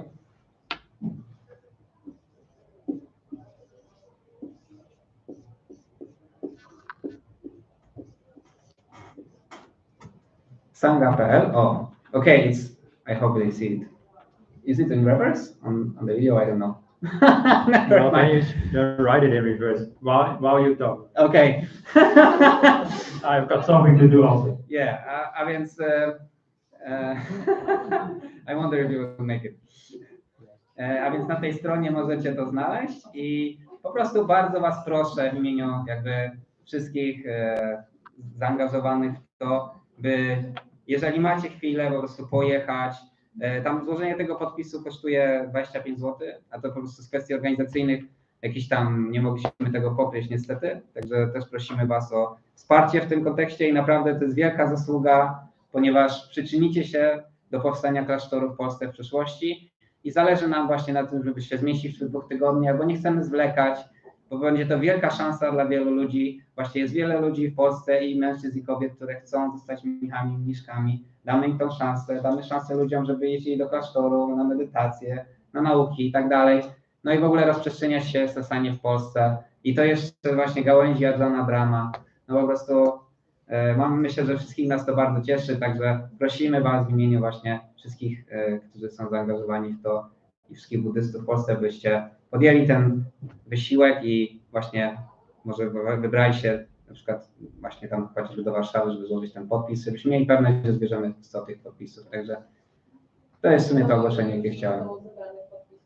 Właśnie dowiemy się w poniedziałek, bo to jest tak, że nasi prawnicy mogą się dowiedzieć i wtedy, także będziemy Was informować, jak tylko będziemy coś wiedzieć. Wszystkie informacje będą publikowane na stronie sangha.pl, jak i też na stronie sasana.pl i sunyanando.pl, także, ale głównie sangha.pl to jest taka strona, która unifikuje wszystkie grupy, które się tym zajmują, także tam będziemy podać informacje, ale wiadomo, zależy nam, żeby im więcej osób i będzie mieć entuzjazm. Poza tym też możecie zmienić myślenie z już ktoś inny podpisze, to ja nie muszę, tylko mogę zrobić dobrą karmę, jedziemy.